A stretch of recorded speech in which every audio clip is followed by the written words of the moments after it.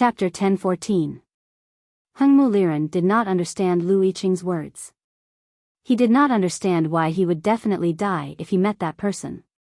He also did not understand why Lu Yiqing said that the person in the darkness would understand. As a young lad who had just become a powerhouse of the divine halls from a servant of the Revelation Institute, there were many things he did not understand. But standing in the light before the imperial city and looking at Lu Yiqing on the sedan, he could clearly feel the excitement in his soul. He knew that Lu Yiqing would be the first powerhouse he would kill. Lu Yiqing looked around slowly. The white cloth on his face reflected the light from the top of the city wall and looked very white. He looked calm and did not feel surprised because of the silence around him. The divine priests of the divine halls of West Hill and the cultivators who were loyal to the royal family of the South Jin Kingdom were absolutely calm.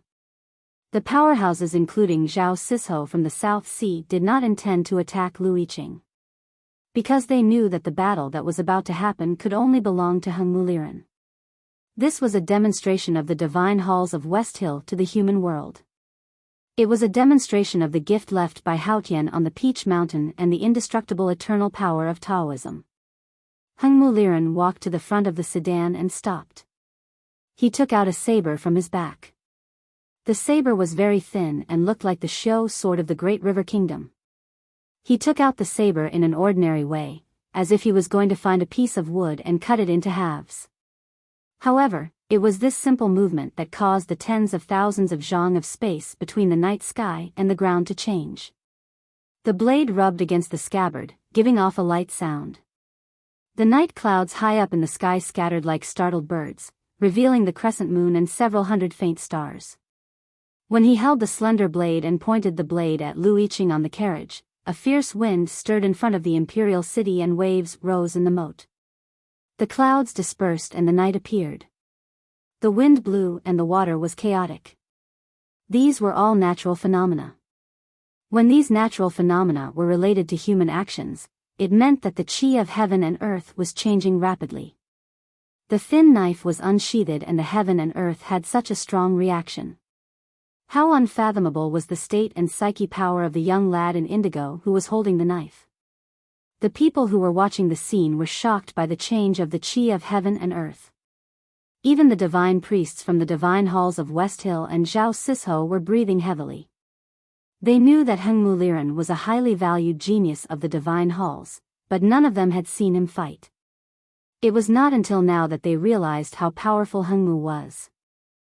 The moonlight, the stars, and the light from the torches on the city wall fell on Hengmu Liren. His indigo robe was like the blue sky and the blade in his hand was like a burning match. Hengmu Liren's body seemed to be burning in the blue sky. The endless Hengmu Liren's divine light burst out from the blade. The crowd was even more astonished. The Haotian's Liren's action. Tian, Ho, Yen was not Shen not the Isin. The Haotian's divine light was so pure and horrifying that even the great divine priest of judgment was not as powerful as him. It had nothing to do with talent, diligence, or power of understanding. It had everything to do with Haotian himself. He was the young lad favored by Haotian. He was Haotian's gift to the human world. Lu Yiqing could not see Hengmu Liren who was burning. But he could feel the scorching heat and the endless power contained in the Haotian's divine light. The white cloth on his face seemed like it was about to burn, but his expression was still calm. Tonight, the city of Lingang was filled with sparks and sounds of hoofbeats. The divine halls of West Hill was invading. The royal family of South Jin cooperated closely with the military. The sword Garrett was gone and he was the only one left. This was the battle that the divine halls of West Hill wanted to see. Because Lu Yiqing was a truly powerful cultivator. And Hengmu Liren could only shock the world by defeating such a powerful cultivator. The crowd was nervous and curious. Hengmu Liren had demonstrated an unimaginable state. If his opponent was another powerful cultivator, he would definitely win. But his opponent was Lu Yiqing. The situation was different. It was not because Lu Yiqing was the current guardian of the sword Garrett. It seemed that he might be the last guardian. Nor was it because Lu Yiqing was the younger brother of the sage of sword Lu Bai. It was because, as the person in the darkness said, Lu Yiqing's name would be recorded in the history of the cultivation world. Knowing that one's name would be left behind after one's death was an incredible thing. It would allow the person who left behind his name to obtain true tranquility at the soul level. This kind of situation was undoubtedly the best opportunity for a cultivator to achieve a breakthrough. A few years ago, Lu Yiqing was already a great sword master in the knowing destiny state. What about now? Lu Yiqing's right hand was hanging by his side. His fingers were long and slender, perfect for holding a sword. His sword was right beside his hand. He could hold the hilt with just a thought. The crowd looked back and forth between Lu Yiqing's hand and the hilt nervously. Hengmu Liren did not pay attention to the crowd. His dark and slightly rough face showed no emotion. He looked at Lu Yiqing indifferently through the divine flame. In his opinion, Lu Yiqing was barely qualified to be his opponent. But if he had the choice, he would definitely not choose Lu Yiqing. After all, Lu Yiqing was not Lu Bai. The opponent that Hengmu wanted to challenge should still be in Chang'an. He was the opponent that the divine halls had arranged for him. More precisely, he was the opponent that the Abbey Dean had arranged for him. Therefore, even though he felt bored, he still came. Raise your sword and go to hell. With that, Hengmu Liren chopped at Lu Yiqing's head. His expression was very calm, as if he was doing something very ordinary. However, he himself did not notice that when he said those words, his voice was slightly trembling, because he was a little nervous and a little excited. His target was the person in Chang, and who also used a chopper. But how could he not be excited when he killed Lu Yiqing, a powerful swordsman, a few months ago? Lu Yiqing sensed his emotion. He raised his head and looked at Hengmu Liren. He did not look at Hengmu Liren through the white cloth. Even though Hengmu was surrounded by the divine flame and looked extremely solemn and sacred, like a real god walking out from the murals in the divine halls. Lu Yiqing looked at the pale little emperor on top of the city wall. Hengmu Liren was also pale. Not because of fear, but because of anger. He did not understand why Lu Yiqing did not look at him even though he was blind. I am going to kill you. Why don't you look at me? I am excited and nervous because I am going to kill you. Why don't you look at me? I am the most powerful cultivator of the new generation in Taoism. Why don't you look at me? I am the divinity left by Haotian in the human world. How dare you not look at me? How dare you look down on me? Lu Yiqing held the hilt and stabbed forward. He still did not look at Hengmu Liren. He was still looking at the little emperor on the city wall. Because he did not stab Hengmu Liren, but the little emperor. Chapter 10:15. Hengmu Liren and his saber were both burning. The endless divine flame of Haotian burned all the qi of heaven and earth in the space into the tiniest dust. But he could not stop Lu Yiqing's sword. Because Lu Yiqing's sword pierced through the air. The sword style tore the darkness apart and leaped over the holy white wall of fire. It was like a willow branch being blown by the wind and drifting over the surface of a lake. It did not even leave a ripple. Lu Yiqing looked at the little emperor on the city wall expressionlessly. Wherever his gaze landed, the sword would land. The little emperor could not see the sword, but he could see Lu Yiqing's gaze. His face turned paler and paler. He could no longer hold his breath and panted nervously. He felt that his lungs were going to explode in the next moment. His heart beat faster and faster as if it would explode at any moment. He covered his chest and started to vomit blood in pain. Hengmu Liren's saber made a sizzling sound in the air. It was the sound of burning air. In front of the light, Lu Yiqing's right hand, which was holding the hilt of the sword, was cut off at the wrist. Blood gushed out from Lu Yiqing's wrist. The sword and hand fell back onto the sedan. It must be extremely painful. But he did not show any emotion on his face. He was as calm as a silent willow. He could not see anything. His eyes were covered with a white cloth. But he still looked at the city wall quietly. His hand holding the sword was cut off and the sword fell to the ground. But the sword style had already pierced through the air and arrived on the city wall. The city wall was made of bluestone. It looked dark in the darkness. Under the light of the fire, especially the divine flame of Haotian, it was not mottled at all. It looked like a black gem. Suddenly, countless fine cracks appeared on the surface of the black gem. Countless fine stone powder fell from the bluestone bricks on the city wall. The cracks spread in the blink of an eye. The imperial city was about to collapse. The people on the city wall did not know what was happening under their feet. The little emperor of the South Jin Kingdom was breathing faster and faster. His heart was beating faster and his face was getting paler. Finally, someone heard the cracking sound of the city wall and saw the horrifying cracks. They screamed in panic. The generals and the powerful cultivators helped the little emperor to escape from the city wall. But it was too late. The city wall was cracked, and so was the little emperor's heart. Countless fine cracks destroyed the weathered city wall and the little emperor's life. There was a panic on the city wall. People surrounded the little emperor who was vomiting blood and falling to the ground. They were terrified to the extreme. Lu Yiqing sat in the carriage, quietly looking at the city wall, looking at the generals and experts he was once familiar with. The corners of his mouth slowly curled up, revealing a gratified smile. The thundering hoofbeats in the night and the arrival of Heng Muliran and other powerful figures from the divine halls of West Hill had proved many things. Lu Yiqing was not surprised, but he was still a bit disappointed when it was proven. The Son of Heaven guarded the gates of the country. Tonight, the little emperor opened the gates of the South Jin Kingdom and welcomed in the cavalry of the West Hill Divine Palace. You are the emperor chosen by the Sword Garret for the South Jin Kingdom. Even if you are not required to guard the gates with your life, how can you open the gates yourself? From that moment on, the South Jin Kingdom changed color. The city walls of Lincoln were no longer of any use. So the walls of the imperial city and the Tong and Men Gate all collapsed.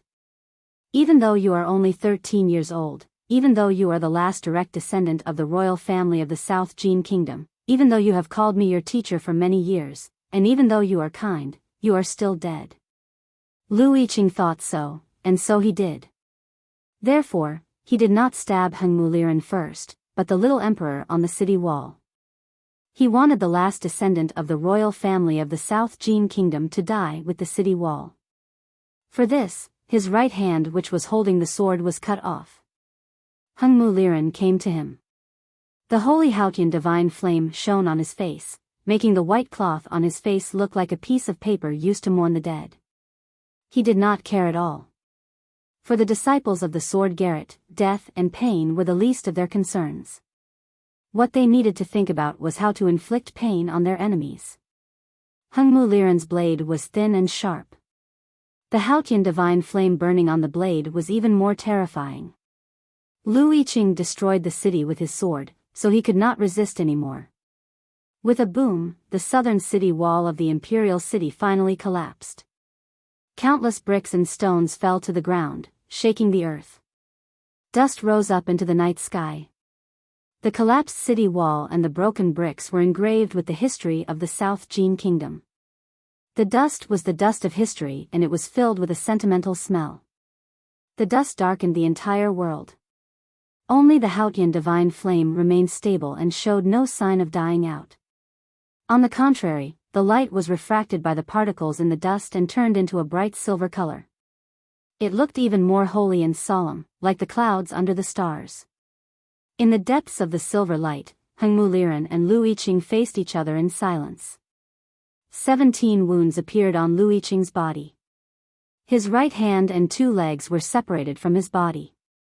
The corner of his lips was also cut by the blade. It looked like he did not put on the rouge properly. There was a blade in front of his eyebrows. The blade intent pierced through the soul.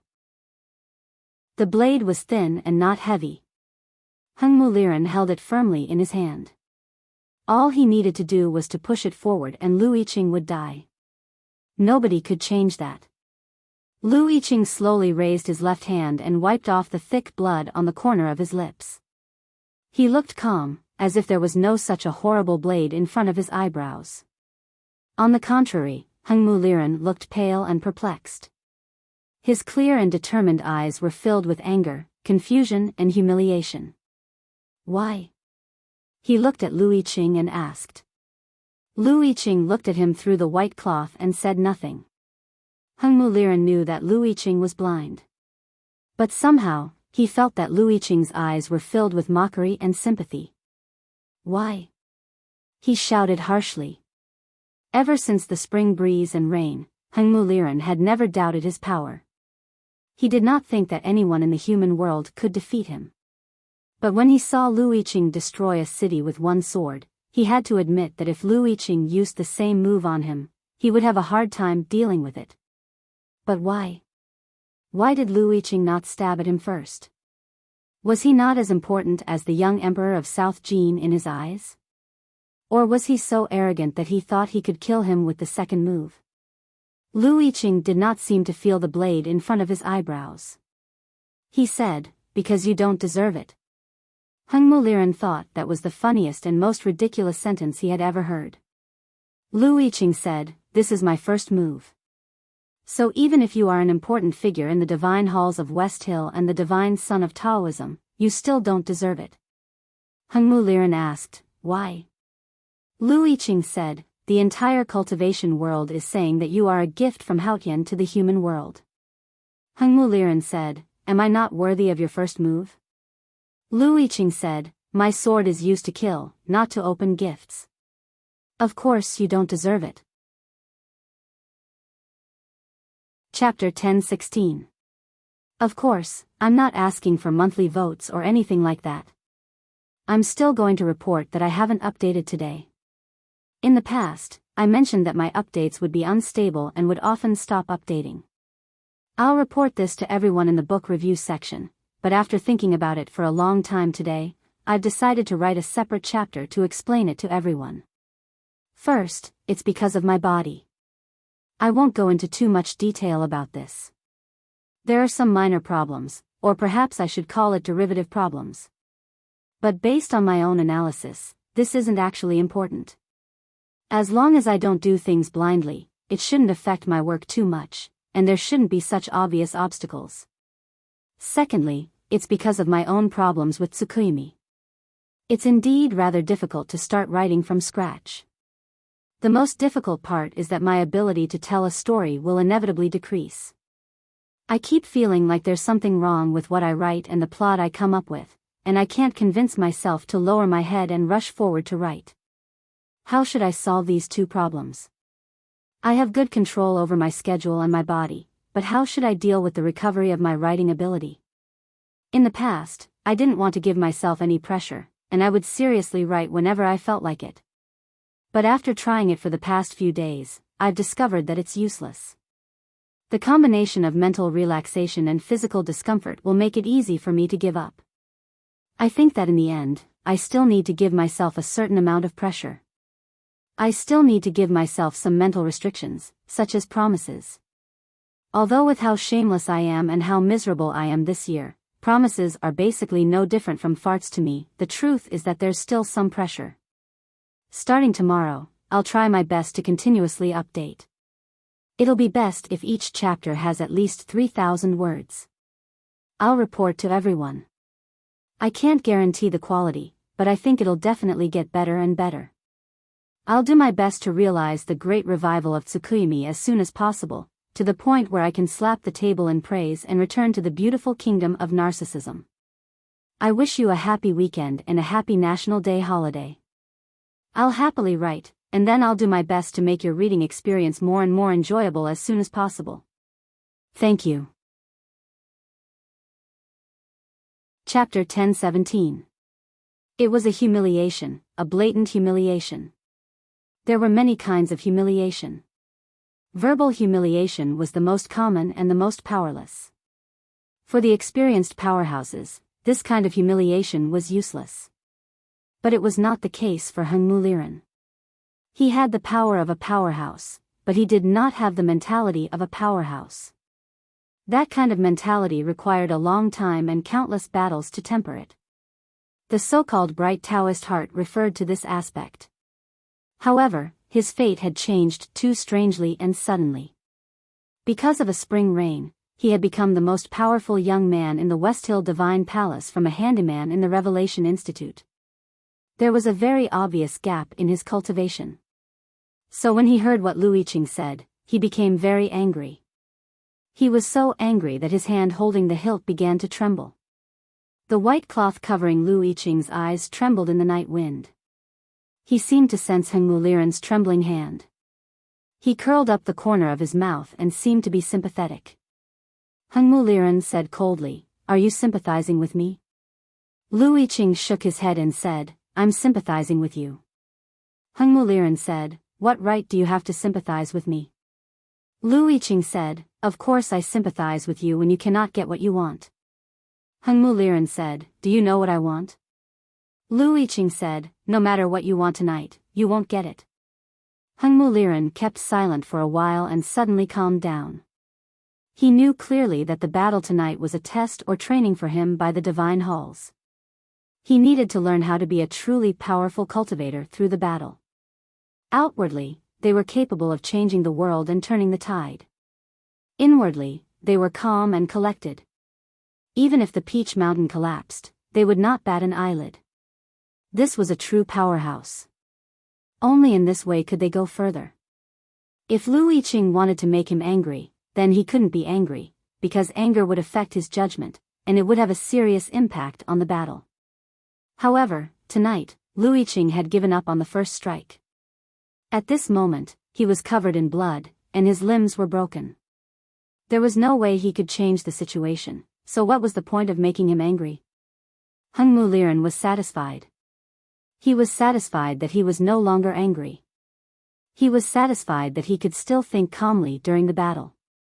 He looked at Lu Yiqing's pale face under the blade and thought sarcastically, "You may have other tricks up your sleeves, or you are seeking death. Either way, it's all in vain." From the very beginning, Lu Yiqing's response seemed to indicate that he wanted to die. Ever since he entered the knowing destiny state, Heng Muliran had a completely different view on life and death. He knew that for many cultivators, death was not that scary, but living was more scary. Therefore, he would not allow Lu Yiqing to die. Perhaps it was because he was still very angry. As for the possibility that Lu Yiqing still had the strength to fight again, or the hidden skills, Heng Muliran did not care at all. He was learning how to become a powerful cultivator. But his state of cultivation and confidence had already surpassed this level. He did not believe that anyone in the world of Haotian could defeat him. Sometimes, when he stood on the plateau and looked at the crippled old man in the wheelchair, he had the urge to push the wheelchair down, not to mention Lu Yiqing. "Come on, let's see what you're going to do." Heng Muliran looked pale. The Haotian divine flame on his body kept burning. The thin blade in his hand was no longer trembling. The blade was no longer cold. It was glowing with warm or blazing light. It tore the night wind apart and stabbed toward the center of Lu Yiqing's eyebrows. Lu Yiqing sat cross-legged on the sedan. He did not dodge. Because his legs were broken and blood was gushing out. And because he did not even think about dodging, he chose to strike with his sword. The broken hand and sword fell on the sedan. How could he strike with his sword? He used his left hand to hold the broken right hand on the sedan. Then, he struck. He struck with his sword. It was a strange scene. But to the people around the imperial city, it was a bit familiar. Years ago, someone did the same thing in front of the Verdant Canyon. That person was Jun Amo. He stabbed the sage of sword, Lu Bai. Lu Yiqing had also been in that field at that time. He had seen that sword and remembered it. The sword of the sword Garrett was the fastest in the world. Now it was imitating the sword style of Mr. Second of the Academy and using the sword style of the sword Garrett. The combination of the two made it unimaginably fast. There seemed to be a flash of lightning in the night. Lu Yiqing's sword arrived first even though it was launched later. Heng Muliran's blade could only travel a hair's distance in the night breeze before his eyebrows. The sword in his right hand, which was held in his left hand, had already reached his chest. With a soft sound, the blade pierced into Heng Muliran's chest. Half of the blade went into his chest. Blood was about to flow out. The onlookers around the imperial city did not even have the time to scream. That soft, poochie sound remained between the two of them, and did not spread to the surroundings. The blood from the blade had not flowed out yet. Because everything had happened too quickly. Lu Yiqing's first strike was extremely domineering and resolute. One strike broke a wall. Then his second strike was so fast that no one could react. The pain seemed to spread faster than the sound. Heng Muliran's face turned paler. He clearly felt the coldness and sharpness from his chest and the pain with a faint smell of blood. Yes, the pain had a smell. But he did not panic or fear. On the contrary, he was delighted. Because Lu Yiqing's second strike seemed to be more powerful than the first one. He thought it was the respect that he longed for the most. He became excited, and his eyes became abnormally bright. Every pupil of his seemed to become a star, closing in on the pitch-black ground, about to burn the countless summer grasses in the field. Lu Yiqing's sword could no longer move forward. Because the sword had touched Heng Muliran's blood. The blood was burning. It was the divine flame of Haotian. With a sizzling sound, the green smoke rose. The sword pierced into the divine body. It was stained with the divine blood and burned into invisible smoke. Heng Muliran's thin blade pierced through the golden flower formed by the divine flame. At the same time, the 12 thin blades behind him opened up and bloomed like golden flowers. The burning divine flame was a beautiful flower. He stood in the flower and his blade moved closer to Lu Yiqing.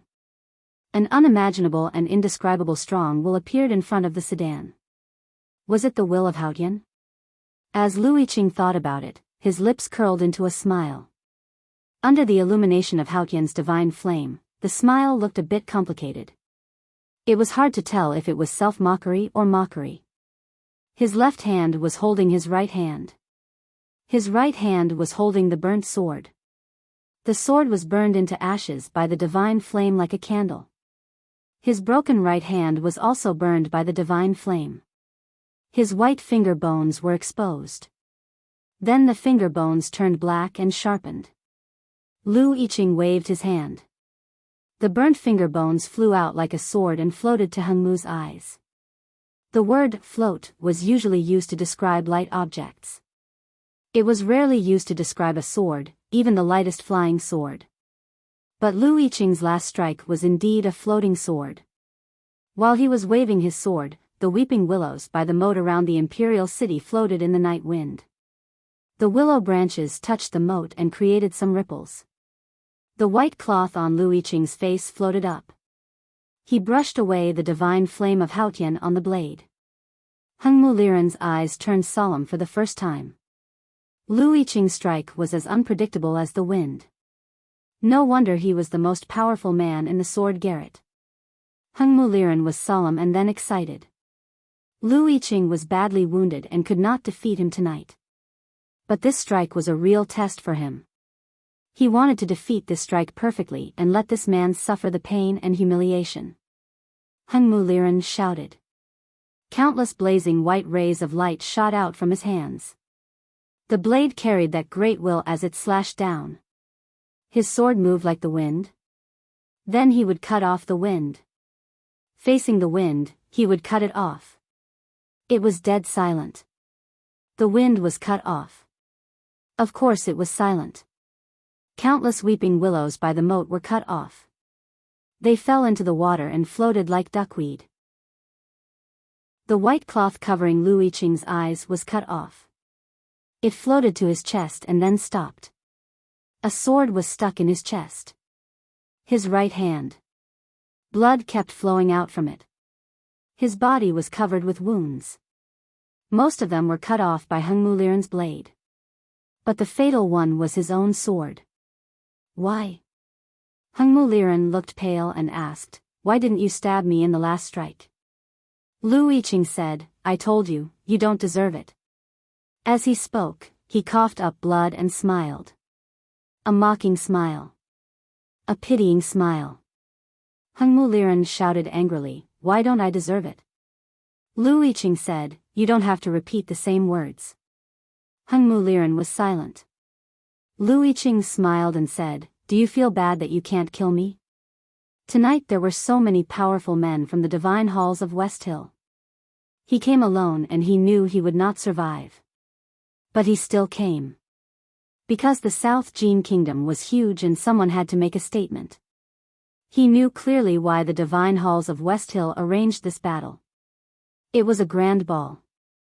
The imperial city of South Jin was the stage for Haotian Taoism to show its power to the human world. He walked onto the stage, but he did not want to be a supporting character. He killed the emperor of South Jin Kingdom first and then himself. So nobody could kill him.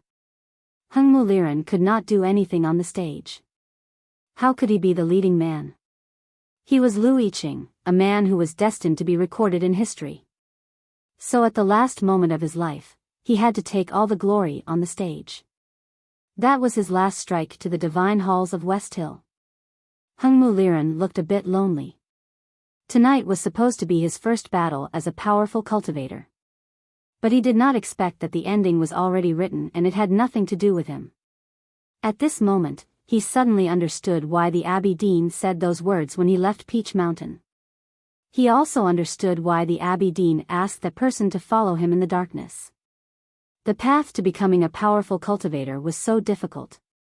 He did not want to give up.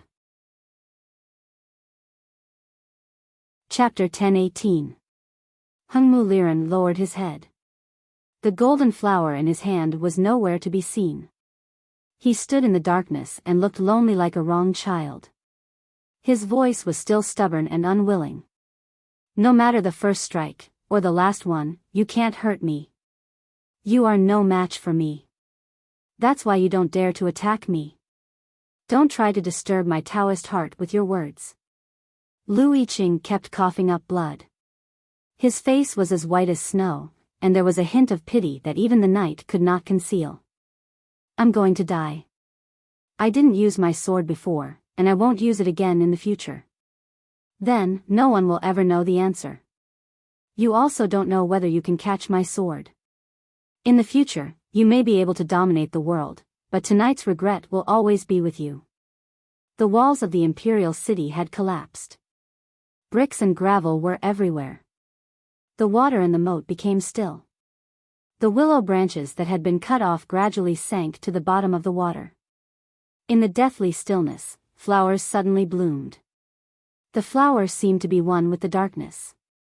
It was not pink or golden, but pure black. The petals were too dense to count. One could vaguely tell that it was a peach blossom. The spade appeared in the darkness. The man also walked out from the darkness. The silver mask on his face was not as bright as before after years of weathering. It was covered by a layer of mist like an old object. Just like the black peach blossom, this man used to have a dazzling golden color. But now he gave the golden color to others and kept the pure black to himself. His clothes, his eyes, and his aura were all cold and heavy, like the ink in an inkstone that was about to dry up. Lu Yiqing looked at the man who walked out from the darkness. His expression turned complicated and solemn. It was completely different from when he faced Hengmu Liren. He sensed that this man was purer and more powerful than before. He could not help but worry about the Tangs in the academy. Long Qing walked to the front of the imperial city in the darkness. Hengmu Liren did not respond. He was still staring at Lu Yiqing on the sedan.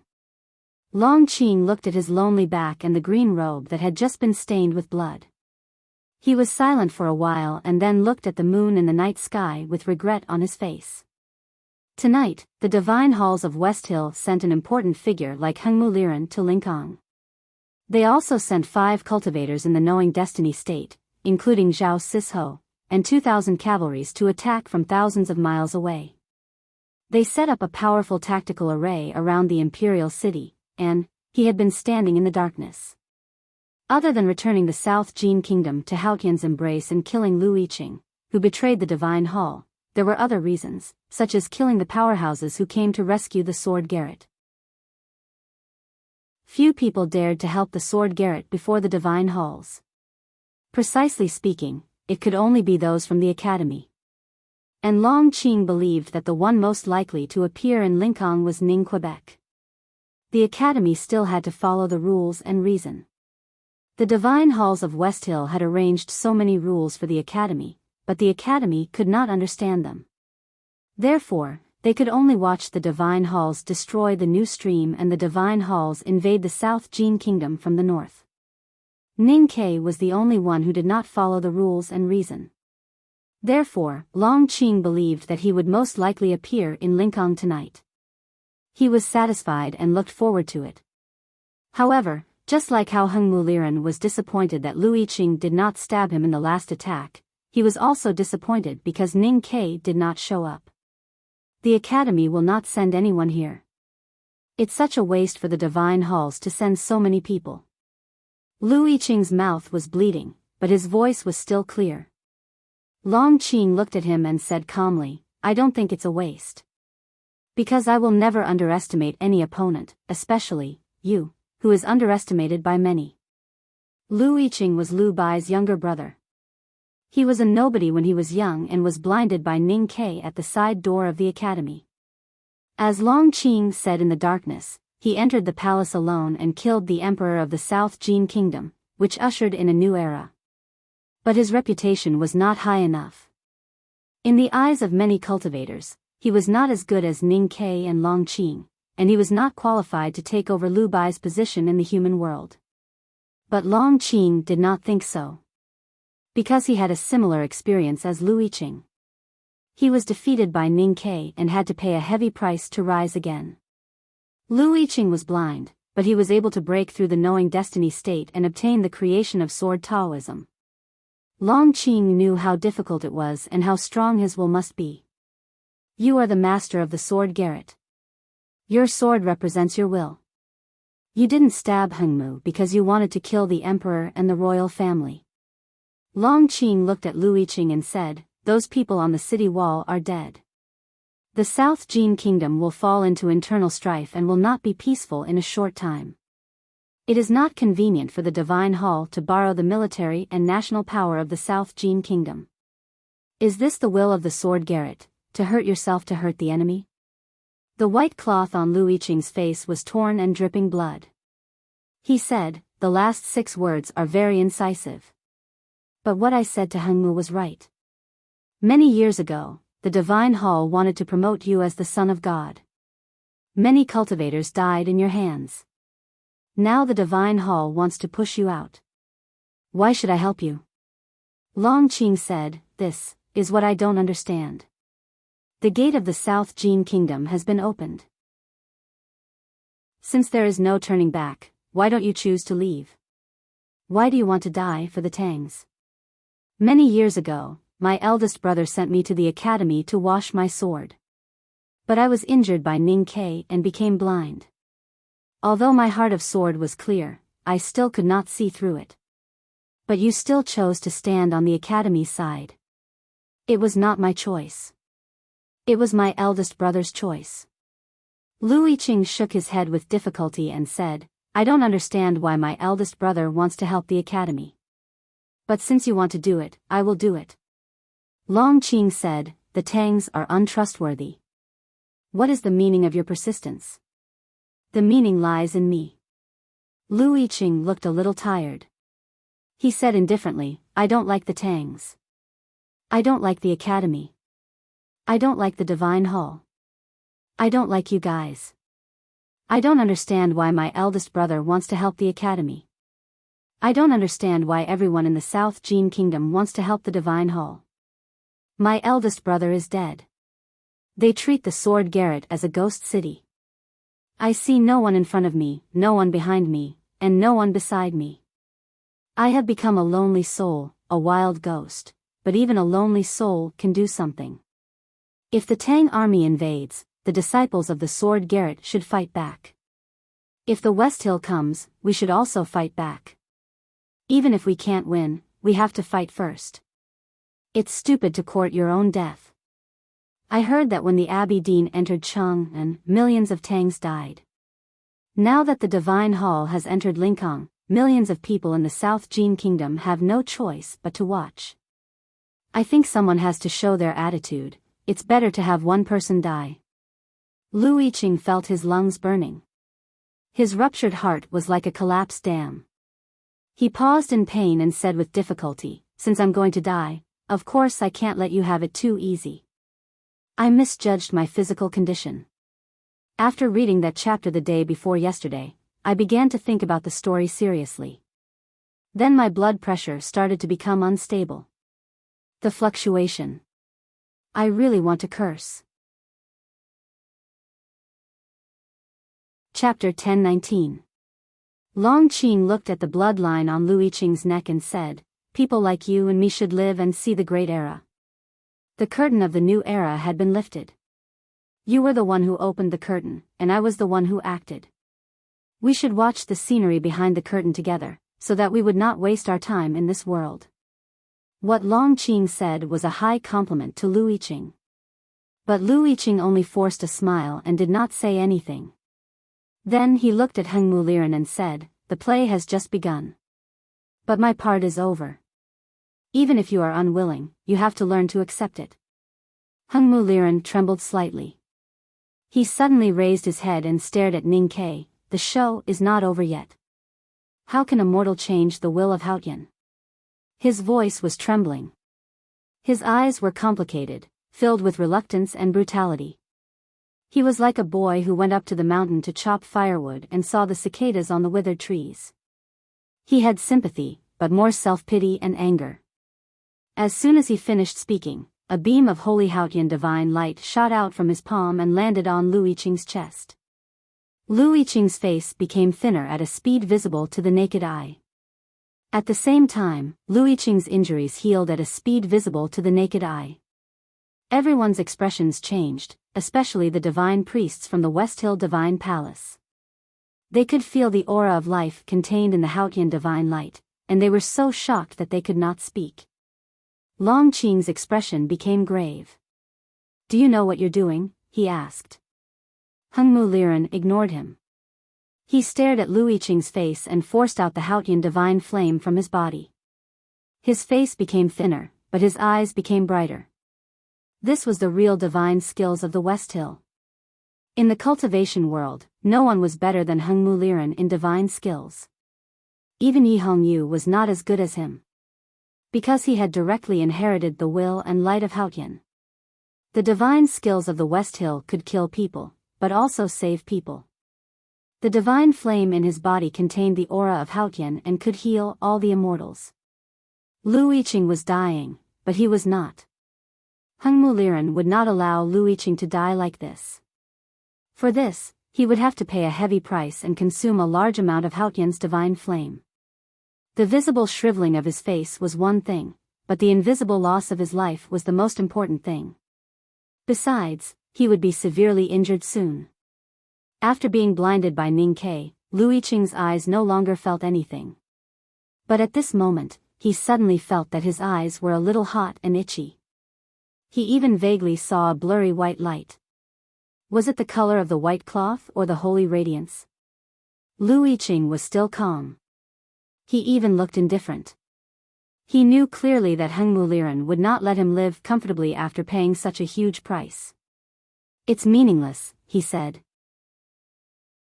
If a powerhouse in the knowing destiny state did not want to live, then no one could stop him from dying. Heng Muliran's face twitched slightly and looked horrible. He looked like a badly wounded demon in the holy divine flame. His voice sounded like crying and it was very unpleasant. "You ant-like mortals have no idea what kind of realm I'm in right now. I want you to live, so you must live. You can't die even if you want to. So what if I'm alive? Will it make you feel better? Maybe you won't fight with me in the end, and refuse to use your failure to prove that Haotian's will is irresistible. But I will let you suffer endless pain to tell the world what will happen to those who betray Haotian. I want you to live, so you must live. Because I represent the will of Haotian. I want you to live, not to witness some damned great era. I want you to live in humiliation. I want you to suffer the pain of being cut into pieces every day. I want you to watch the South Jin Kingdom fall apart and the disciples of the Sword Garret die one after another. I want you to watch your homeland turn into scorched earth and your friends become dead people. I want you to live because I want you to regret living. Hung Mu Liren looked at the wound on Lu Yiqing's chest shrinking and the blood line on his neck getting thinner. He laughed and said, "Will you regret what you've done tonight? If you have another chance, will you still disrespect me like this?" The most talented young man in the divine halls of West Hill laughed proudly. He was extremely happy and crazy. The compressed air passed through his trembling vocal cords and his voice was as sharp as a flock of pigeons. It was very ear-piercing. Looking at this scene and listening to the laughter, people felt a chill in their hearts. Many divine priests of West Hill felt that their Taoist heart was about to collapse. Even Zhao Sisho's lips were covered with a layer of frost. It was dead silent in the royal city at night. Only Hung Mu's crazy laughter was echoing. The willow branches on the moat swayed timidly. The broken willows that fell into the water sank even faster to the bottom of the moat. They wanted to hide their bodies in the mud that had accumulated for thousands of years. They did not want to hear Hung Mu's laughter anymore. Lu Yiqing felt the breath of life returning to his body. He listened to Hung Mu's words and laughter without any change in his expression. There was no fear on his face, only calmness. He looked at Long Qing through the white cloth and said, "Is this the hope of the divine halls?" Long Qing said nothing. Lu Yiqing repeated, "A poor child with childhood trauma?" Long Qing still said nothing. It was a silent agreement. Lu Yiqing sighed and said, "The divine halls are getting worse with each generation." Long Qing still said nothing. He agreed with Lu Yiqing. He thought for a while and raised his right hand. There was a black peach blossom between his fingers. The petals contained the aura of quietus. Only the black peach blossom could interrupt Hung Mu Liren's divine skill. "Don't stop me!" Hung Mu Liren roared. His skinny face was as pale as snow. He stared at Lu Yiqing's face. He could not understand why this man from the South Jin Kingdom could still be so calm when he was on the brink of death and suffered so many mental shocks. He could not understand why he could sense the sympathy from Lu Yiqing. What were they sympathizing with? Long Qing said, "Taoism needs you to spread the glory, not to go crazy." Hung Mu Liren laughed crazily and said, "But I feel great right now. I finally understand that only a crazy person like you can be truly powerful." The black peach blossom between Long Qing's fingers was shaking in the night wind. "Don't stop me." Hung Mu Liren said, "Even though you are my senior, I have no respect for you and I don't need to. Since this is what the divine halls have arranged for me, you should stay out of it." Long Qing looked at him as if he was looking at a stubborn, naive, and cruel child walking on the mountain path. The dew wetted his shabby indigo robe. He held the hatchet and thought he was the sun. Long Qing sighed from the bottom of his heart. But he did nothing in the end. At this moment, a sigh was heard in the deep of the night. Therefore, the mountains, rivers, rocks, and rivers in Lingang all sighed. Chapter 10:20. This sigh was clear and shallow, like the water on the flower. The reflection of the flower on the water came from the depths of the night, washing the quiet night even more clean. The bright moon hanging in the night sky became even cleaner, like the ruins of the imperial city filled with dust. Because of this, the weeping willow gently brushed the surface of the river, as if nothing had happened tonight. After hearing the sigh, people reacted differently. Some were shocked, some were afraid, some were silent, and some were pale. They quietly retreated to the back of the crowd, because they knew that the person in the darkness must be from the Tang Empire, from the Academy of Chang'an, but they didn't know who he was. Long Qing knew who it was. Looking at the source of the sigh in the night, he knew that the person was not there. His expression became extremely solemn. Many years ago, at the foot of the snow-capped peak in the wilderness, the person appeared with a sigh and ended a war between the Taoism and the Devil's Doctrine. Years later, in the White Tower Temple, the person appeared again with a sigh and trapped the preaching priest of the Xiankong Temple and let Ning Ke and Sang Sang go. Tonight, the person sighed and appeared again. What would he do? The dying Lu Yiqing smiled after hearing the sigh. It was not because he finally found someone or proved something, but because he was sure that his wish would come true. Hengmu Liren also guessed who it was.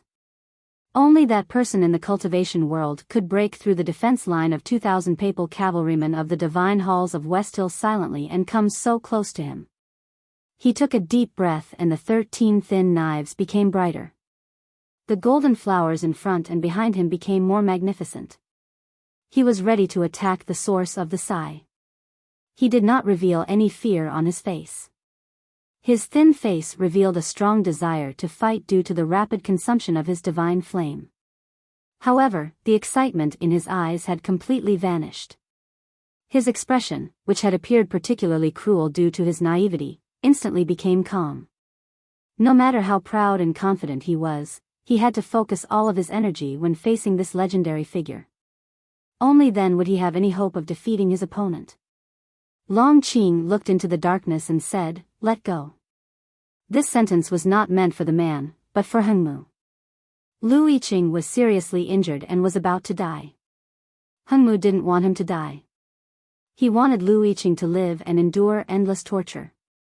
At this moment, the sigh that moved the mountains and rivers came from the darkness. The meaning was clear. That man wouldn't allow such a cruel thing to happen. Hengmu was expressionless. His palm was still on Lu Yiqing's body. He looked into the darkness and said, "The Academy really sent someone here. Isn't this what the Divine Hall wants to see? Why should I let go?"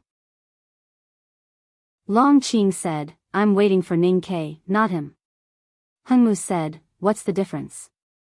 They are all traitors of the Academy, and this person is much more important than Ning Quebec." Long Qing said, "A more important person must be more powerful. No matter who comes from the Academy tonight, I will try to stop him. But since it is him, it is meaningless." In the depth of Hengmu's eyes, there were broken pieces of stars burning like a raging fire. His voice also turned into a bonfire that was blown by the wind, howling powerfully. He looked into the darkness and said, "I want to try to keep him here." A look of pity appeared in Long Qing's eyes. He pitied Hengmu's bravery and ignorance. At this moment, the man sighed again in the darkness. He seemed a little helpless. The so-called helplessness was like the feeling of an adult watching a child playing around. Of course, there was also some pity in it. Hengmu clearly felt this emotion. His face turned extremely gloomy, but his mind became calmer. Since he wanted to keep his opponent here, he had to be extremely calm. The man finally spoke, "Do you have any unfulfilled wishes?" This kind of question would usually be asked after a duel between two powerful cultivators. The winner would look at the loser and ask this question with sympathy, which would make the audience feel that the two heroes appreciated each other. However, if this kind of question was asked before the duel, it would be full of disdain and mockery. Hengmu did not misunderstand that the man was mocking him. Although the slow and calm tone did sound sarcastic, Hengmu knew that it was not, because the man was not that kind of person. This question was asked to Lu Yiqing. Lu Yiqing raised his head and looked at the city of Linkong in the darkness through the white cloth. Although he could not see it now, he had seen it many times before and remembered many details of the city. As a cultivator, he had entered the Knowing Destiny state several years ago. As a sword master, he had gone to his death with only one sword tonight and destroyed the imperial city with one sword. He had already understood the true meaning of swordsmanship. As a man, he had killed 2 emperors of the South Jin Kingdom in his life and was destined to be written in history. He had no regrets. As a person, he had fulfilled all his wishes. However, as the master of the sword garret and a citizen of the South Jin Kingdom, there were still many people and things that he could not let go of. He did not say too much because he believed that if the Tang Empire and the Academy could win this war, they would naturally handle it well. If not, there would probably be no South Jin Kingdom and the sword garret in this world. If that was the case, why should he say more? Therefore, he did not say anything. He pressed his thin lips together and waited for the final relief with joy. A sigh was heard again in the darkness. This sigh was full of emotion and respect, as if it was a farewell. A gentle breeze rose from the moat and went up to the night sky. It blew away the clouds that were trying to entangle the moon and the gravel on the ground. It came to the imperial city and the sedan. Hengmu Liren suddenly became serious. He shouted and more than 10 thin swords were unsheathed at the same time. The swords shone brightly in the night wind. He held the swords horizontally with both hands and slashed at the breeze. It was a slash against the wind. Even if you are the real breeze, you will still be cut in half by my slash. Even if you are a legend in the cultivation world, how can you pass through the confinement formed by the blade intent and divine light? The bright blade illuminated the night. Hengmu Liren's eyes were shining. His blade intent and divine light gushed out. He felt his entire body was illuminated as if he was about to fly away with the wind. He had never felt so perfect before. However, nothing happened. The breeze was not cut off, and nothing passed through the confinement. It was still perfect. It just stopped in the darkness and looked so lonely. Because before he waved his blade, the breeze had already passed by. Before he used the confinement formed by the blade intent and divine light, the figure had already appeared in front of the sedan. Before he launched his perfect strike, the battle was already over. A scholar stood in front of the sedan. He wore an old cotton-padded jacket covered with dust. There was a wooden stick in his belt and an old book. He looked gentle, just like a common private tutor in the countryside. Looking at him, Hengmu Liren's hands that were holding the hilt slightly trembled. It was not because of fear, but because of anger. He asked coldly, "Mr. First of the Academy?" The scholar was the eldest brother of the Academy. The eldest brother ignored him. He looked at Lu Yiqing on the sedan and said, "Sorry." Chapter 10:21. Lu Yiqing was still alive. But he was badly injured. Hengmu Liren used Haotian's divine flame to keep him alive, which was more painful than death. The eldest brother showed up in Linkong, in front of the ruins of the imperial city, and stood between Hengmu Liren and Lu Yiqing. Haotian's divine flame was cut off, and Lu Yiqing was about to be freed. Because of the liberation, or because of what happened before the liberation, the eldest brother apologized to Lu Yiqing sincerely. Hengmu Liren did not want Lu Yiqing to be freed, which made him very angry. The eldest brother ignored him, which made him feel that he was not respected enough, which made him even angrier. He said coldly, "Mr. First, you're too late. Or, you didn't dare to show up before this. So what's the point of showing up now and apologizing to a dying man? Don't you think it's hypocritical? Or are you trying to comfort yourself?" In any case, the Academy did not do anything tonight. Lu Yiqing would definitely die. Hengmu Liren's sarcastic words were the sharpest blade that pierced right into his heart. But the eldest brother did not seem to hear him. He looked at Lu Yiqing, who was covered in blood on the sedan, and repeated, "I'm sorry." Lu Yiqing said calmly, "Mr. First, you know that it's my own choice." The eldest brother thought for a while and said, "The Academy could have stopped you from making this choice." Lu Yiqing shook his head and said, "The headmaster once said, what's there to complain about?" Hearing this, eldest senior brother did not know how to respond. Lu Yiqing said, "The Academy can't solve all the problems in the human world.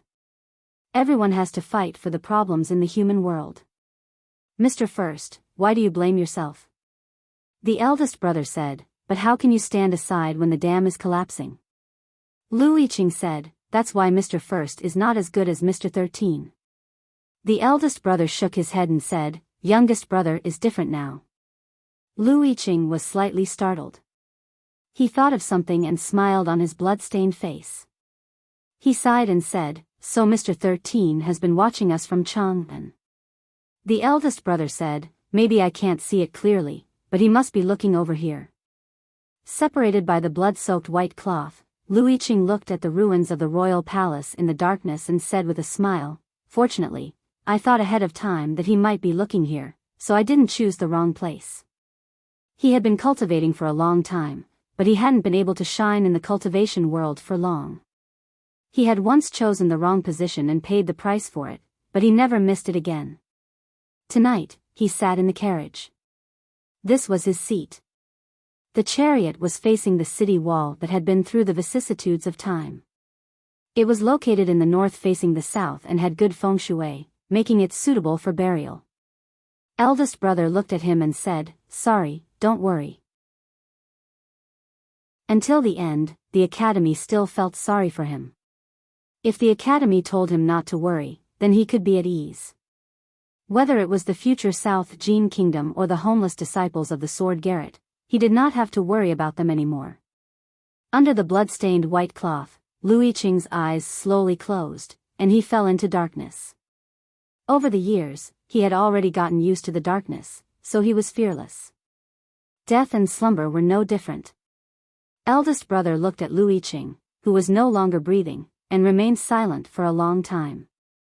Then he turned around slowly, looked at Long Qing and Hengmu, and said, "Why?" When he said, "Why," he was looking at Hengmu. Looking at the young genius of Haotian Taoism who had inherited the gift from Haotian, he looked calm and peaceful. Although he could see through Hengmu's indigo Taoist robe and the endless Haotian divine flame in his body, Hengmu Liren was full of light. He was the chosen one of Haotian. Hengmu Liren was full of light. However, the academy and Haotian had been enemies for decades since Kuharan drew his sword and questioned heaven. Looking back, the academy and Haotian had been enemies for 1,000 years since the headmaster of the academy built the academy and set up the god-stunning array in Chang'an. The academy was not afraid of Haotian, so why would it be afraid of a chosen one of Haotian? The academy did not respect Haotian, so why would it respect a chosen one of Haotian? Eldest brother looked at Long Qing and was slightly moved. He had read extensively since he was a child. Even though he had never cultivated in Taoism, he had read many Taoist classics. Otherwise, how could he debate with Yi Su for 3 days in front of a small Taoist temple? He had never cultivated in Taoist heart illumination, but who in the world could beat his wisdom eye? He could see through the infinite light under Hengmu's indigo robe, so he could see the infinite darkness under Long Qing's robe. Eldest brother had never seen such a thick and dirty darkness on the butchers of the devil's doctrine or on the villains. Through the ordinary priest's robe, he could vaguely see that in the dark fog around Long Qing's body, there were countless resentful souls crying and seething with resentment. Eldest brother looked at Long Qing and sighed, "Why?" Long Qing was a bit uneasy. He felt that he had become naked in front of Mr. First. He had no more secrets. Whatever he had done and what he wanted to do, Mr. First knew clearly. So he slowly took a step back. Behind him was the thick darkness of the night. Only by getting closer to the darkness would he feel safer, and even warmer. But it was not enough. Long Qing still felt a bit cold. It was uncomfortable to be seen through. He slowly operated his Taoist psyche and hid all his aura in the deepest part of his body. The aura in his body caused the night wind to swirl around in front of the imperial city. The gentle breeze seeped into his robe and even the light seemed to be swallowed by his body. Long Qing became more and more blurry in people's eyes. He was about to merge with the darkness. Hengmu Liren made the opposite choice. When Long Qing took a step back and hid himself in the darkness, Hengmu Liren took a step forward. He took a step toward the eldest brother with an indifferent and proud expression. Countless rays of Haotian's divine flame burst out from his body. Holy star-like rays of light overflowed from his facial features and pores. With an indescribable pressure, he appeared in front of the imperial city. Hengmu turned into a burning statue of an immortal that could burn and purify everything. The level he revealed at that moment was enough to shock the entire cultivation world. He knew clearly that it was not difficult for him to kill Lu Yiqing in his true state. But it was not easy to kill this scholar in a cotton-padded jacket. Because a legend was a legend after all. Hengmu still wanted to give it a try because he was very angry. He was angry that the other party looked at him calmly but was slightly moved when he looked at Long Qing. Anyway, everything that happened tonight made this proud successor of Haotian angry. He had to let Mr. First of the Academy feel his anger. And he knew clearly that even if he failed, Mr. First would not hurt him. In other words, Mr. First would not dare to hurt him. Otherwise, why would he apologize before Lu Yiqing died? There will be an update tomorrow. Chapter 1022. Compared to the dazzling Heng Muliran, Long Qing, who was gradually disappearing in the darkness, was like an insignificant stain. But in the eldest brother's eyes, Long Qing was actually more dangerous. Of course, he would not ignore Heng Mu, who was standing in front of him. The academy was used to being enemies with Haotian, but it did not mean that they would look down on Haotian. The lad in indigo was the most beautiful petal among the flowers in the spring rain. He was Haotian's gift to the human world. He was regarded as the legendary chosen one or the successor by the believers. Even though he was the eldest brother of the academy, he had to pay enough attention to such a person. Heng Muliran displayed an extremely powerful state, and in an instant, there was another change. The burning Haotian divine flame returned to his body at a speed that could not be seen by the naked eye. It was hidden under his skin and into the blade. His body and the blade did not turn black, but turned into something like colored glaze. The sacred Haotian divine flame kept refracting inside. Countless rays of light overlapped and became brighter and brighter, gradually turning into the purest white. When the rays of light suddenly burst out of the colored glaze, how horrifying would it be? The eldest brother's right hand was still half a foot away from the wooden cudgel in his belt. He clearly sensed the horrifying state that Heng Muliran was about to display. But it was puzzling that he remained silent and did not make a move. Maybe it was because of his confidence as a legendary figure, or because of the smell of wine in the darkness. Heng Muliran's body became more and more transparent. The broadsword in his hand and the 12 thin broadswords on his back had already turned into ice. The pure white and blazing light kept refracting inside his body and the broadswords. The light became more and more intense and almost reached its limit. Some of the light leaked out and instantly illuminated the ruins of the imperial city in the night. Meanwhile, the smell of wine in the darkness became thicker and thicker, just like the holy rays of light. No wind could blow it away, until it was so thick that it could not be dissolved. Those who looked at Heng Mu covered their eyes in pain because of the divine flame. Those who smelled the smell of wine were intoxicated as if they had entered the divine kingdom. In this way, they were temporarily separated from the real world. The eldest brother was in the real world, surrounded by the holy rays and the intoxicating smell of wine. He looked calm and gentle. No one knew what he would do next. Before the smell of wine wafted out of the darkness, he had already sensed it.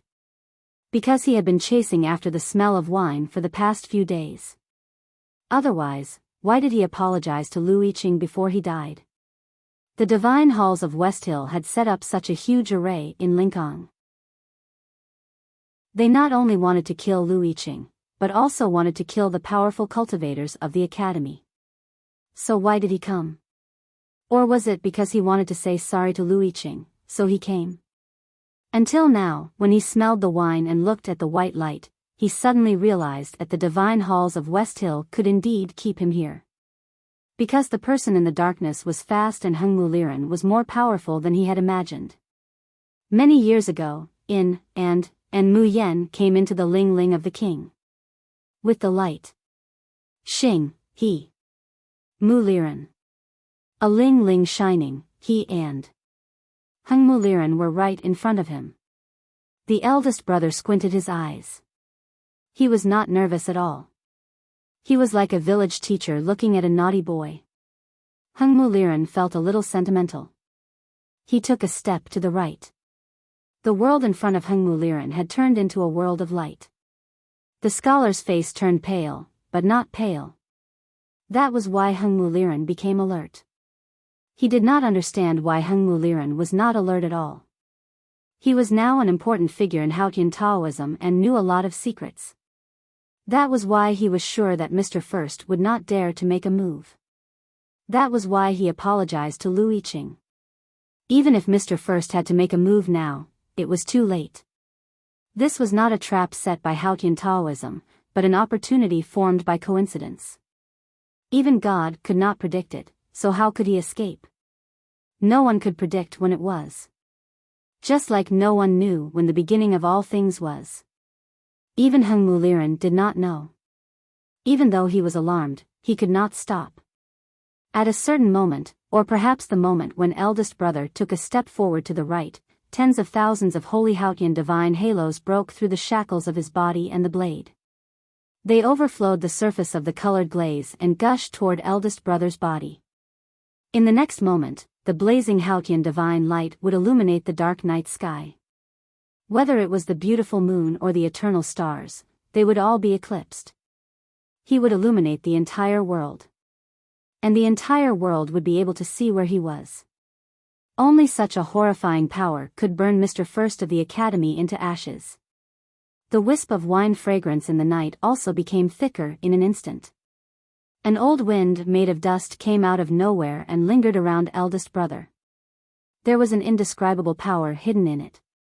The eldest brother still did not move and did not dodge. On one hand, he might not be able to dodge the endless divine light shot out by Hengmu under the influence of the old wind. On the other hand, a gust of wind alone was not enough. He wanted to see more. He wanted that person to show himself and be seen by the whole world at the same time, just like Hengmu. This was an extremely short period of time. It was not an instant, nor was it a moment. It could not be described with words, because nothing could be faster than light. Regardless of whether it was eldest brother or the person from the source of the old wind, it was impossible for them to be faster than light. This meant that the ending was already decided. No one could stop all of this, but someone made a move and tried to change everything. It was not because he was faster than light, but because he swallowed all the light shot out by Hengmu Liren into his own body. Suddenly, Long Qing stood in front of Hengmu Liren. His body was surrounded by a layer of black fog. The burning Haotian's divine flame was swallowed by the black fog. His face turned extremely pale. He gradually appeared from the black fog and looked like a ghost. There was a slight buzzing sound. All the Haotian's divine flame shot out by Hengmu Liren was swallowed by Long Qing. Only a few strands of divine flame escaped and faded away. It could not even light up the willow trees by the moat, not to mention the entire human world. The imperial city ruins suddenly became quiet again. The moonlight and starlight shone on the ground again. The dusty old wind slowly stopped, and the fragrance of the wine disappeared to who knows where. Hengmu Liren looked at Long Qing in front of him and sensed the sense of annihilation and the horrifying aura from the black fog. He was so shocked and angry that he could not control himself. He had been preparing his attack of light for a long time. Together with the legendary figure in the night, he was about to burn Mr. First of the Academy into ashes. But it was ruined by Long Qing in an unimaginable way. He was shocked by Long Qing's horrifying state and angered by his behavior. What was he trying to do? Long Qing had swallowed so much Haotian's divine flame in such a short time. Strange light spots appeared on his pale face. It seemed that he was seriously injured. He lowered his head tiredly and panted for a long time. Then he looked up at the eldest brother and stared into his eyes. He asked in a hoarse voice, "Ning Ke, has he been watching us all this time?" Chapter 10:23. Not long ago, Lu Yiqing said, "Mr. 13 is watching us from Chang'an, isn't he?" But at that time, people around the imperial city were too nervous because of the eldest brother's sudden appearance and did not think too much about it. They took it as the master of the sword Garrett's reminiscence before his death. It was not until Long Qing said something like that that people vaguely understood something and became extremely afraid. After the spring drizzle, Hengmu Liren had turned from an ordinary Taoist manservant into an unfathomable powerhouse. His acupoints were all connected and he was wise. He immediately understood what Long Qing was talking about. His body stiffened and his face turned pale. He subconsciously looked to the far north. In the far north, there was a magnificent city named Chang'an. He had never seen it with his own eyes, but at this moment, he could clearly see the moss-covered bricks of the city wall, the figure on the city wall, and the iron bow in the figure's hand. Only then did he realize that if it were not for Long Qing, he would have been dead by now. Even though he was thousands of miles away, he almost died. Long Qing stared into eldest brother's eyes and said, "No wonder you've been so calm from the beginning to the end, without any vigilance. You've been waiting for the moment when we attack. When you took a step forward to the right, I thought you were going to escape into the void. Now I understand that you were just giving way. Making way for the iron arrow thousands of miles away." Long Qing's clothes were soaked in sweat when he recalled what happened. If he did not interrupt Heng Muliran's divine skill, what would he be like now? The eldest brother looked at him and said, "I didn't expect you to see through it and break it." It was difficult to see through the Academy's plan. What was more difficult was to make a decision in such a short time and to have the ability to break Heng Muliran's divine skill. He had been wary of Long Qing's growth, and now he was even more certain that Long Qing would bring trouble to Ning Ke in the future. "I should be happy to receive Mr. First's praise," Long Qing said sadly, "but maybe it's because I know more about the iron arrow. That's why I thought of this possibility. It's not a big deal." The first time the iron arrow appeared in the world of cultivation was in the snow mountain of the northern wilderness several years ago. It was shot at him. His cultivation career, or rather, his life, had been fundamentally changed because of that arrow. Eldest brother said, "That's right. You still can't defeat youngest brother's arrow." Long Qing said, "It seems that he is indeed watching us from Chang'an." Eldest brother said, "I've said it before. Perhaps he can't see it clearly, but he will always be looking here." Long Qing looked into his eyes and asked in confusion, "Is this the Academy's plan?" But if Mr. First did not show up, Lu Yiqing would not be able to force Hengmu to be seen by Ning Quebec. The eldest brother said, "The Divine Hall's thinking is very clear. You want to kill Mr. Lu. It would be better if you could lure the youngest brother here to kill him. This is your plan. The Academy is just taking advantage of the situation. Since I have finally been forced to show up, you will naturally be seen. As long as they were seen, they would be shot to death." Such a thing had happened before. At that time, second brother Jun Mo brought his newly married wife to Qinghe Prefecture. He stepped into the manor by the stream and calmly announced his identity. Because his name was Jun Mo, Elder Chui from Qinghe Prefecture and another powerful cultivator of the Knowing Destiny state who had been hiding for a long time, showed all their powers without hesitation and became the real lights. The iron bow was on the Peach Mountain, under the divine halls of West Hill. The person holding the iron bow saw the two lights in Qinghe Prefecture. The next moment, the lights went out and the person died. The Academy is indeed sinister. The fear in Heng Muliran's eyes turned into anger. He stared at the eldest brother and shouted coldly, "For this plan, Mr. First, who claims to be benevolent and righteous, watched Lu Yiqing die without doing anything." The eldest brother paused for a moment and said, "You're wrong. It's not that I don't want to do anything. It's that I can't. If I could, you wouldn't have been seen by Chang'an." Hengmu understood what he meant and became even angrier. Long Qing understood what he meant and said, "You don't have to do anything. You are here, which means you are going to do something. Otherwise, we wouldn't dare to do anything to you." The eldest brother said, "Even if I didn't do anything, I don't think you would have missed this opportunity." Long Qing said, "Even if Hengmu was shot to death and I was killed by Mr. First, do you still have the confidence to live?"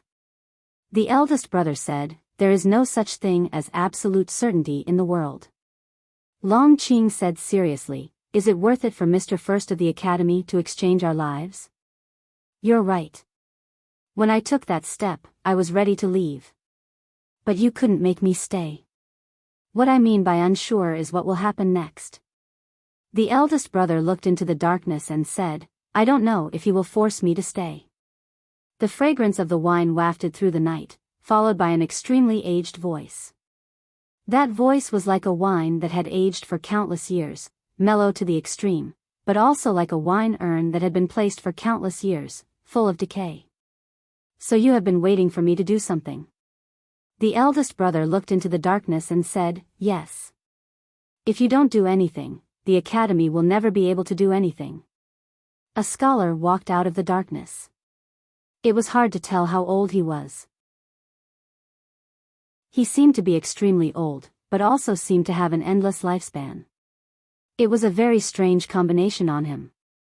There was a flagon in the scholar's hand. He was a drunkard. The drunkard walked to the eldest brother and stood still. The eldest brother's cotton-padded jacket was full of dust, but it looked clean from the inside out. The drunkard's clothes were spotless, but they looked dusty from the inside out. From the moment he knelt down in front of Sang Sang, the drunkard became the most powerful force in Taoism. It was because of his existence that Hengmu was sure that the eldest brother dared not do anything. The eldest brother did not do anything. It was the youngest brother who was ready to do anything. Tonight, Taoism was ready to kill the youngest brother of the academy, but it was the eldest brother who came. No matter who it was, they were willing to kill him. But they did not expect that the academy wanted to kill him as well. Tonight, the academy was ready to kill the drunkard. The drunkard was a powerhouse who had lived through the everlasting night. He was a legend in the history of cultivation, and an important weapon to balance the situation in the human world. Killing such a person was undoubtedly a revolution. Unfortunately, the revolution did not succeed. The drunkard brought the flagon to his lips and drank it for a long time. Until his belly swelled and his pale face recovered, he sighed and said, "That was close. That was really close."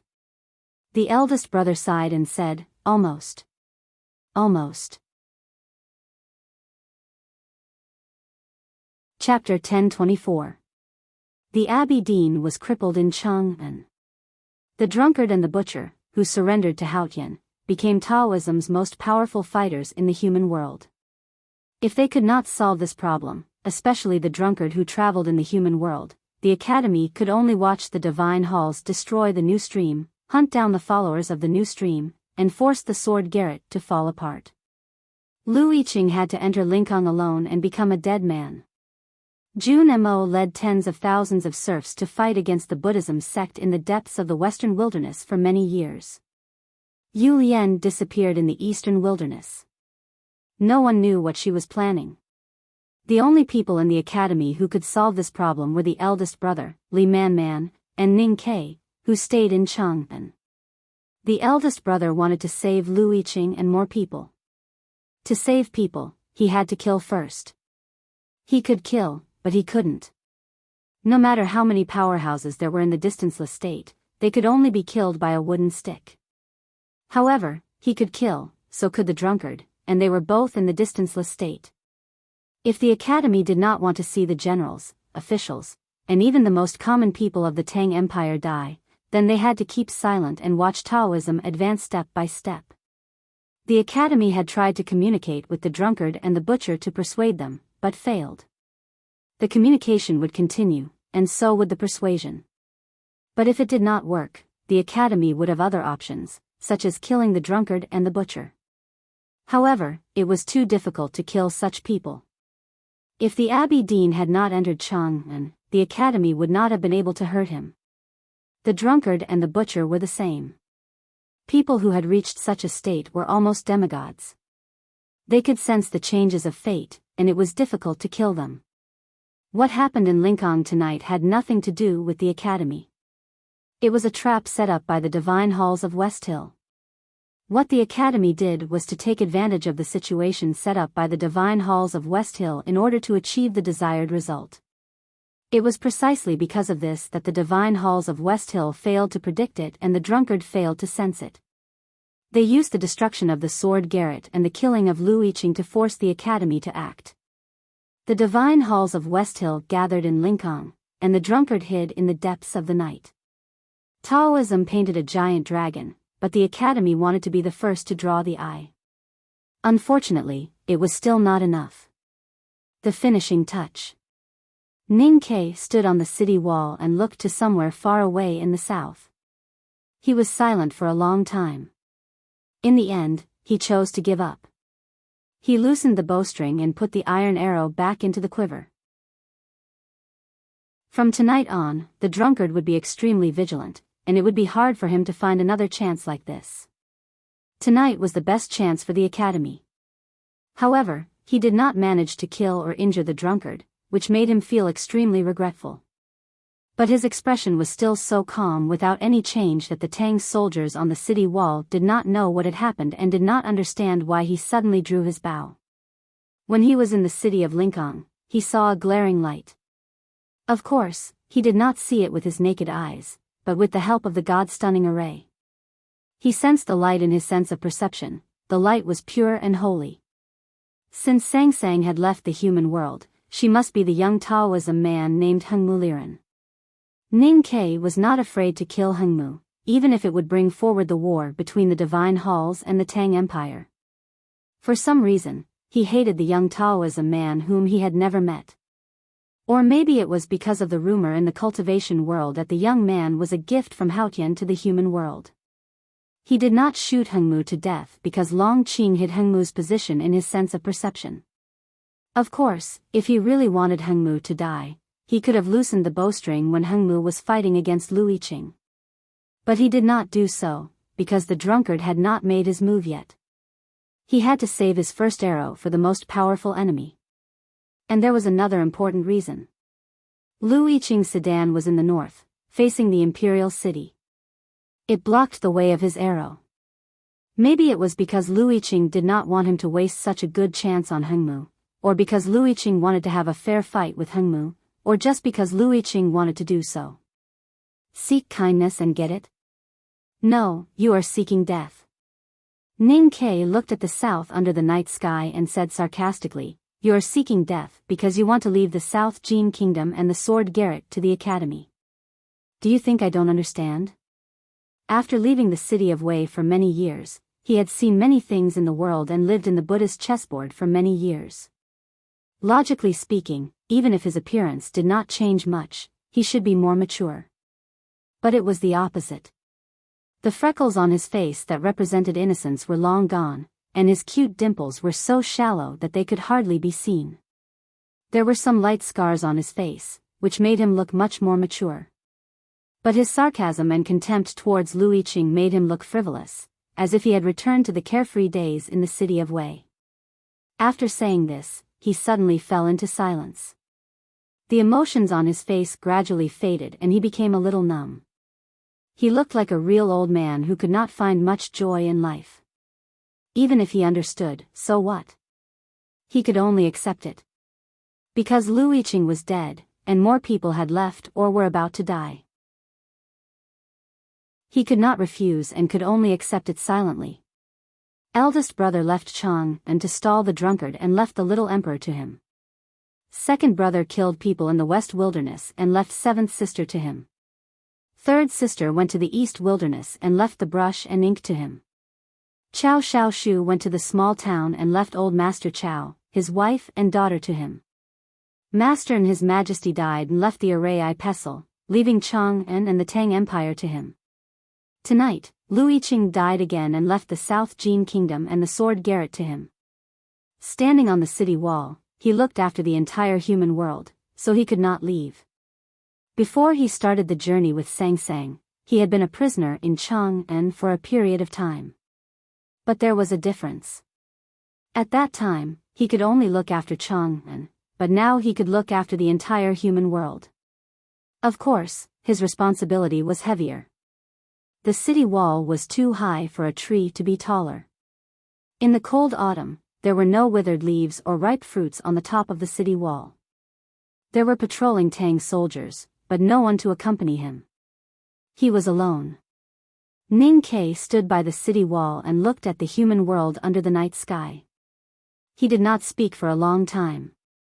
If he knew that Lu Yiqing used to compare himself to a wandering ghost in Lingang, he would probably feel the same way.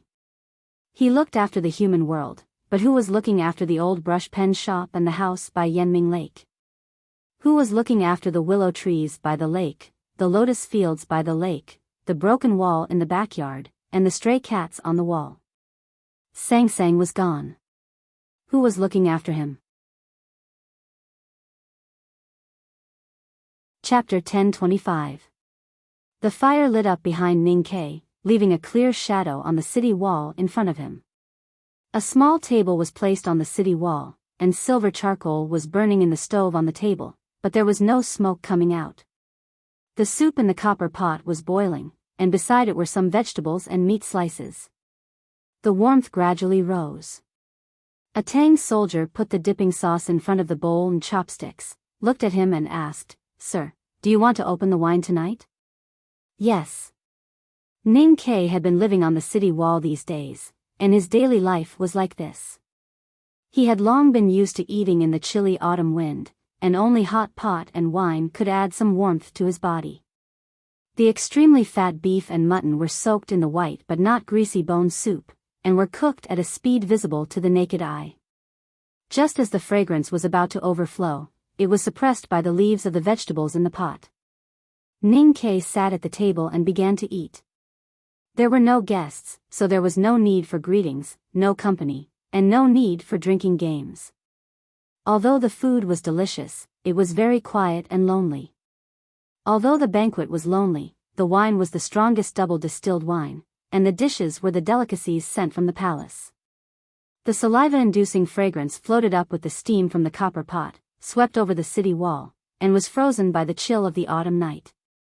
The fragrance floated down to the human world under the city wall, passed by the mottled traces of wind and rain, and the old and new moss-covered city wall, and passed by an eagle's nest, causing the eagle in the nest to open its eyes and look around blankly. Then it floated down to the Vermilion Bird Avenue and into the noses of the few pedestrians on the night street. That year when the Abbey Dean entered Chang'an, the southern part of the Vermilion Bird Avenue was basically destroyed in that tragic battle. After several years of continuous reconstruction, it finally returned to its former glory. However, it was, after all, a newly built building. After all, it lacked the smoke and fire accumulated over the years, and seemed a little cold. Dinner time had passed, and the markets on both sides of the Vermilion Bird Avenue were also very quiet. However, compared to the desolation on the main street, those houses were not deserted at all. The sound of chess pieces falling on wooden plates, porcelain bowls falling on the edge of the stove, and women scolding children could be heard everywhere. It was very lively. In Chang'an on an autumn night, the real lively place was not these houses. Several round tables were placed on the balcony of the building of pines and cranes. Some young master secretly took money from the accountant's office and invited his friends there. After all, he was young and inexperienced, so he naturally did not know how to drink. He was not the headmaster of academy, so he could not tell how much water was mixed in the wine. He got so drunk that he forgot how to explain to his family tomorrow. The liveliness in the House of Red Sleeves was different from that in the building of pines and cranes. Those officials and businessmen who did not know that their children had sneaked out of their mansions to play were sitting at the tables by the railings. The atmosphere was warm, but no one made a fuss. Among the beautiful music and spinning skirts, the liveliness was only the first half of the word. Compared to the common people, the atmosphere in the imperial court was naturally much more serious, especially the brightly lit small buildings in the meadow.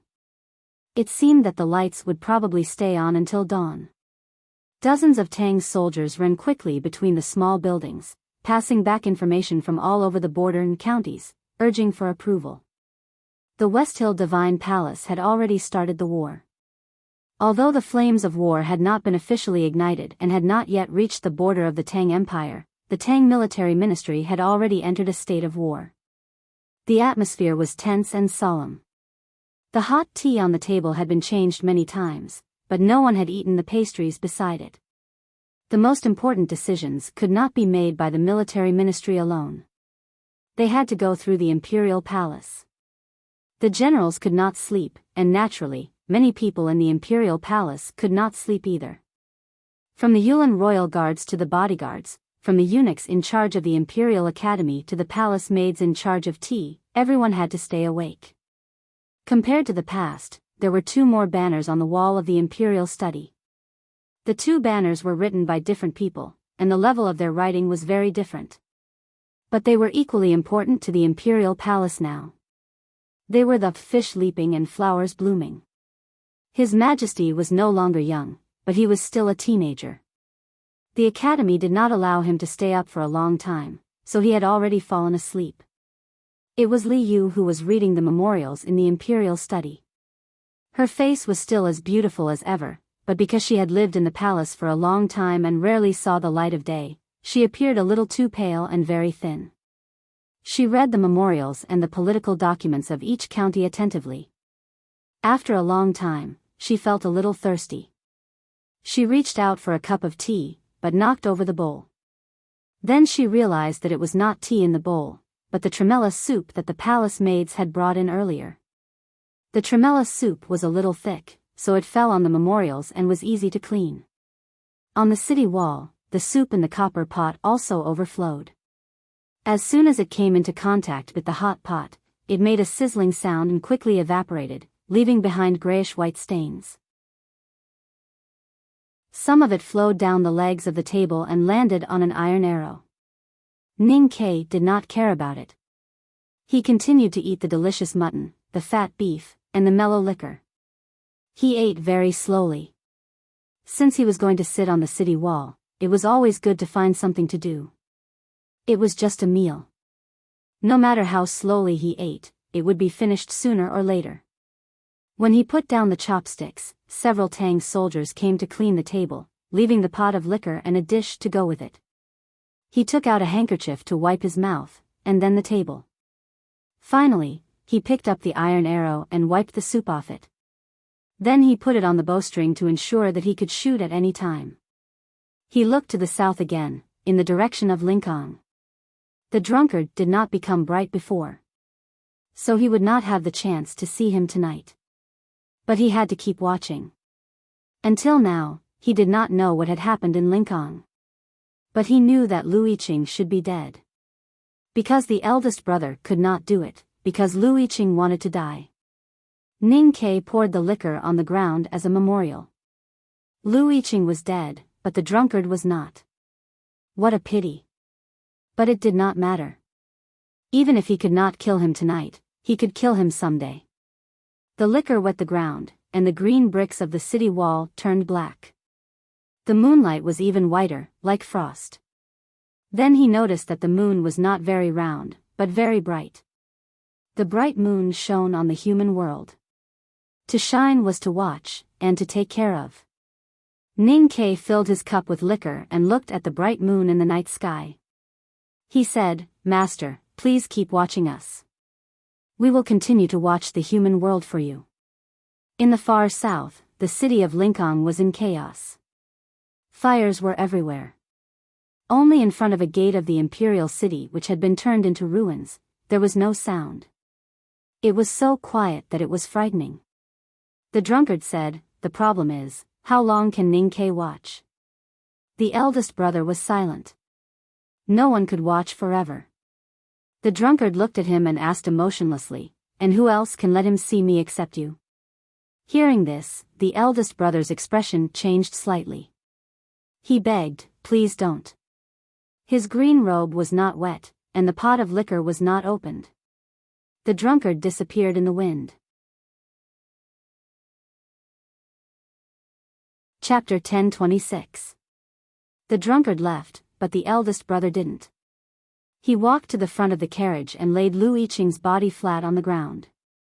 Then, he turned to look at the ruins of the imperial city in the darkness. He listened to the sound of the wind rustling the river. He was silent, as if he was waiting for something to happen. His expression was slightly sad and helpless. Long Qing knew what he was waiting for, so he was even more puzzled about why he didn't leave with him. He looked at his cotton-padded jacket and the dust on it, and his expression gradually turned solemn. Among the 3 who stayed, Hengmu was the youngest and the proudest. He suffered the biggest setback tonight, so he looked a little lonely and furious. It was not until this moment that he realized that the academy had been targeting the drunkard from the very beginning. He had never been in their eyes. He clenched his fists slowly and thought to the eldest brother, even if you have entered the legendary distanceless state, do you think you can defeat me easily? Do you know what state I am in now? Long Qing sensed the change of Hengmu's mood and looked even more solemn. He looked at the eldest brother with vigilance and slowly walked to Hengmu's side, ready to attack at any time. During the period after spring, the divine halls of West Hill and the academy had been strangely peaceful. Before tonight, both sides knew that they were safe. As long as no one attacked first, the balance would not be broken.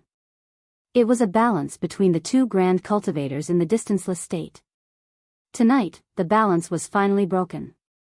Looking back at the battles that happened in front of the ruins of the imperial city, it was still unclear who attacked first. Even though it was the divine halls of West Hill's plan, the distanceless one was the drunkard who felt the real danger. The academy almost injured or even killed him. Long Qing was vigilant. The balance had been broken.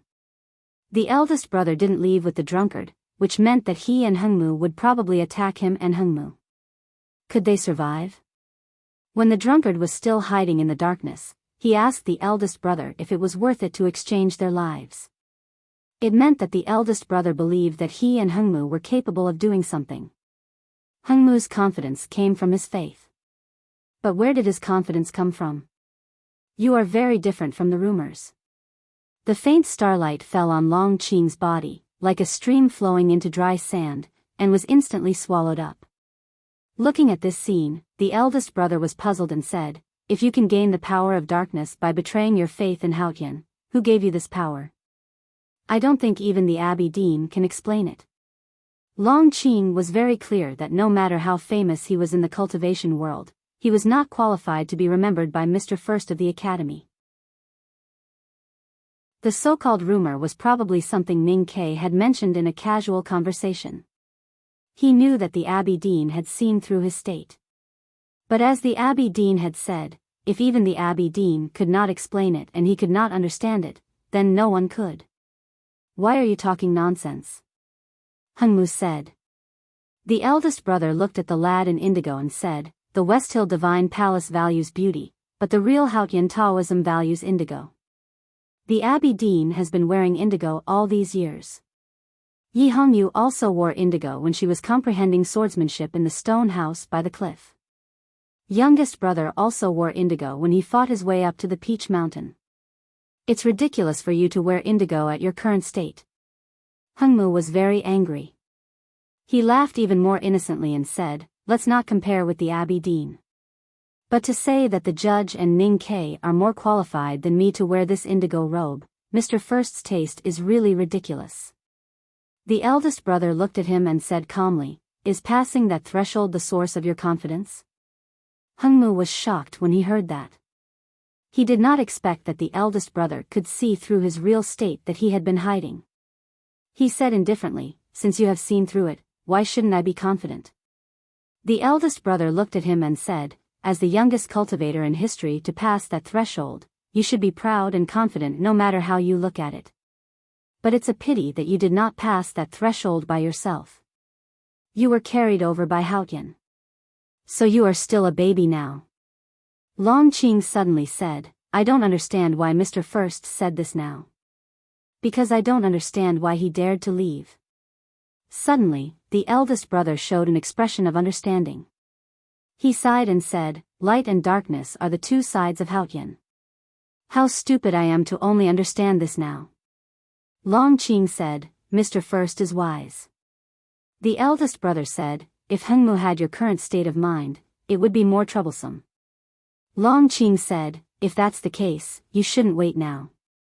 You should take action. The eldest brother looked a little lost and said, can I bear the price of taking action?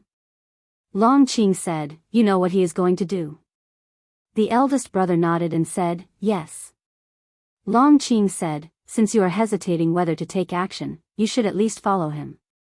The eldest brother said, even if I follow him, I can't stop him. I can only be a passerby. That will be more painful. Long Qing said, isn't waiting here and guessing what is happening in the distance the most painful? The eldest brother said after a moment of silence, what the eye doesn't see, the heart doesn't grieve over. It's always better if you can't see. Youngest uncle said that a gentleman should stay away from the kitchen. That's probably the reason. Hypocrite. Hungmu scolded bluntly, the academy is a bunch of hypocrites. The eldest brother said, maybe. I am indeed a hypocrite. But I can't represent the academy. If it were June Mo or third sister here tonight, they wouldn't say as much as I do. Hungmu stopped talking, because he found that it was hard to treat a hypocrite as a hypocrite, and it was hard to have any malice towards him. It was quiet in front of the ruins of the imperial city. The night wind blew the river gently and the willow branches came to the scene. They floated over Lu Yiqing's blood-stained face and closed eyes, and then disappeared. Just like the passage of time, there was no trace. As Long Qing said, waiting was the most torturous thing. Fortunately, they didn't have to wait for too long. The drunkard came back.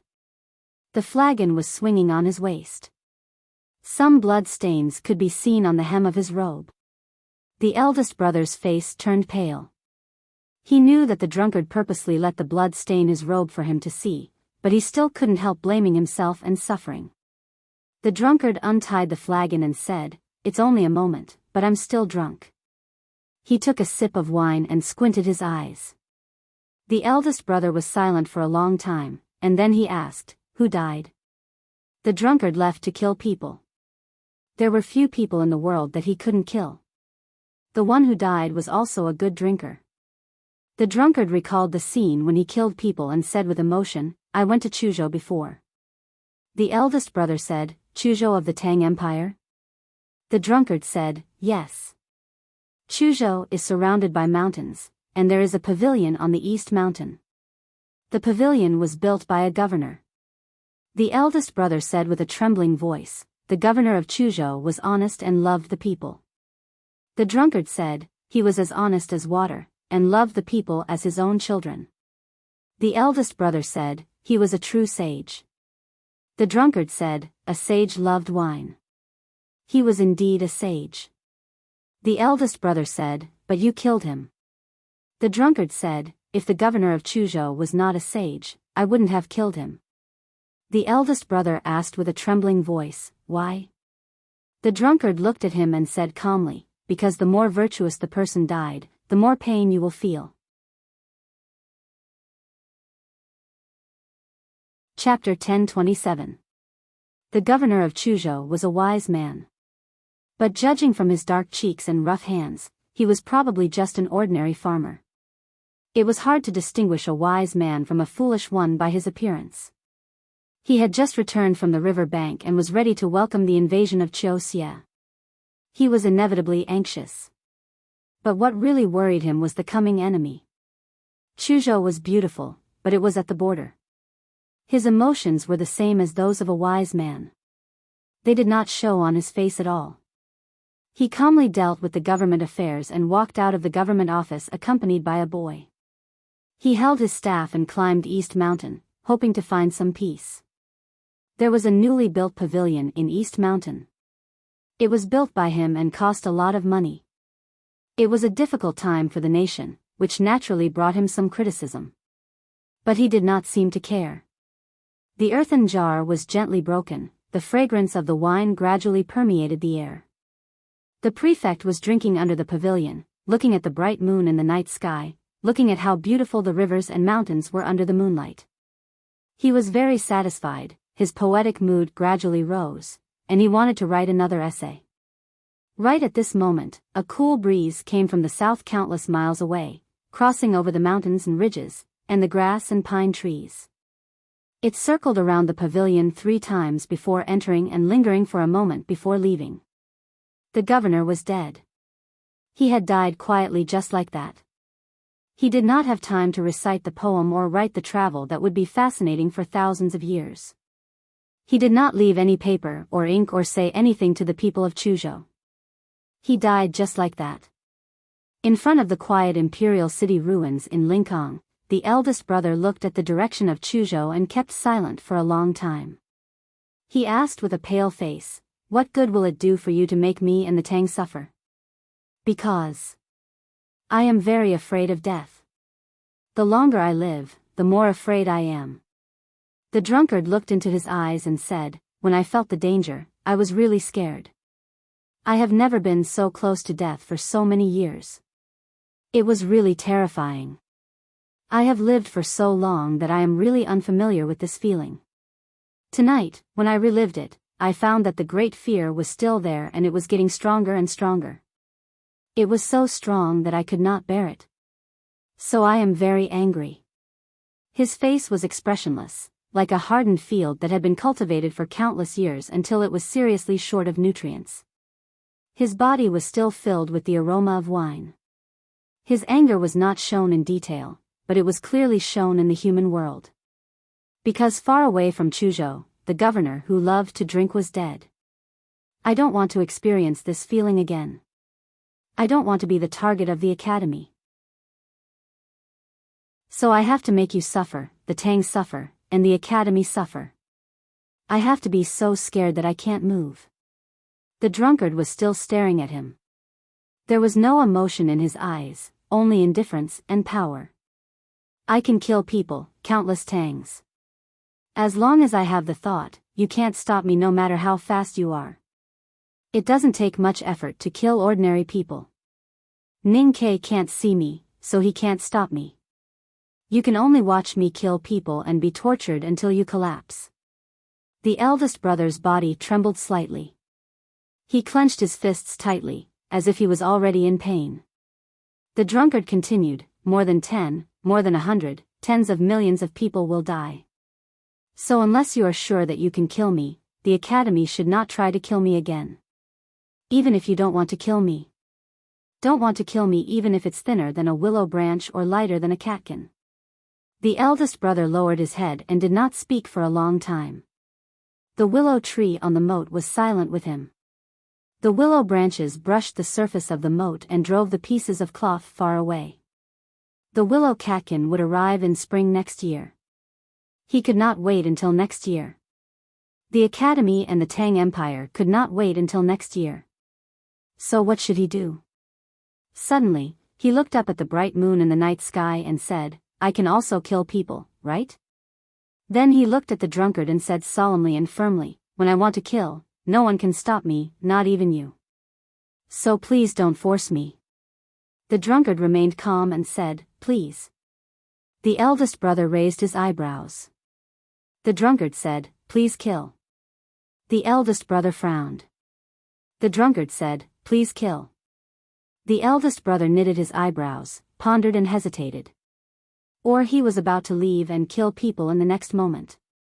In the Song dynasty, Qi dynasty, Liang dynasty, and Qin dynasty, countless Taoists are waiting for you to kill. Billions of followers are waiting for you to kill. On the grassland, countless barbarians are waiting for you to kill.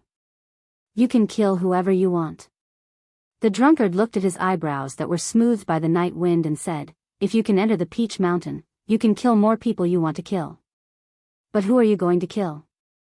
Who should be killed by you? To kill or not to kill was a problem, so was who to kill. In the mortal world, among the peach blossoms on the mountain, who was the most evil? Who should be killed? Who could judge? Who was qualified to judge? It was difficult to answer these questions. Some people didn't want to answer because they thought everyone in the mortal world deserved to die, such as Lotus. Some people didn't want to think because they thought they were half gods in the mortal world, such as the drunkard. But for the eldest brother, it was a question he had to answer.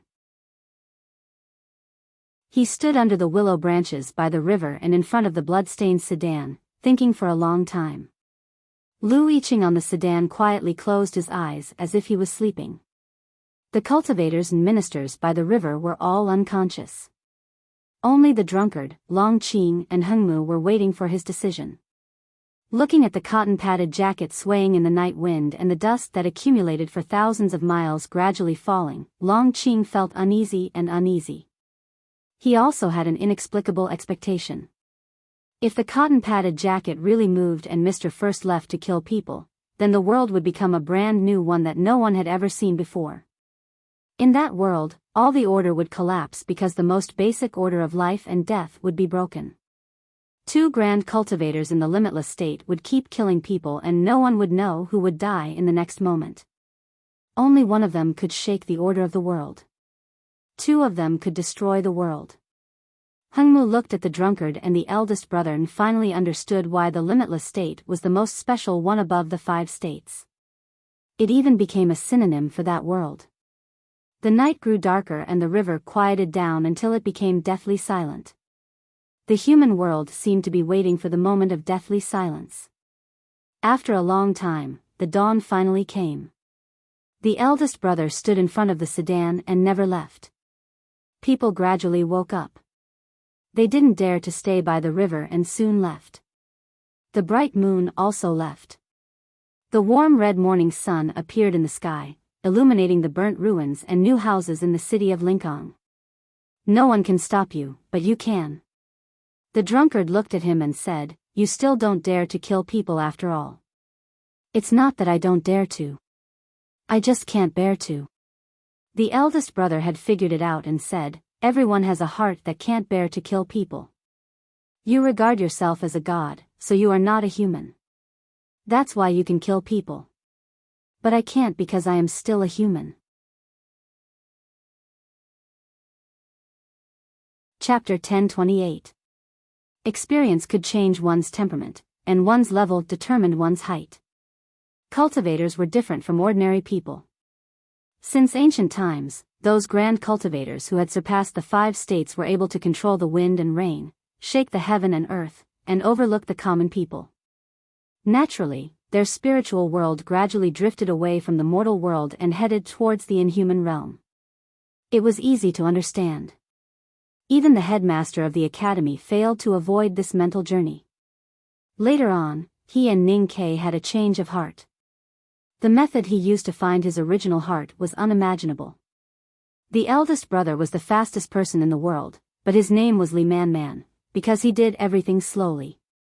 Even puberty and the confusion period after becoming a grand cultivator came much later than others. But no matter how slow it came, it would come eventually. He once thought about it and had his own opinion or choice. At this moment, he said that the drunkard was inhuman, not because he was praising the drunkard's state, but because he was implicitly criticizing him.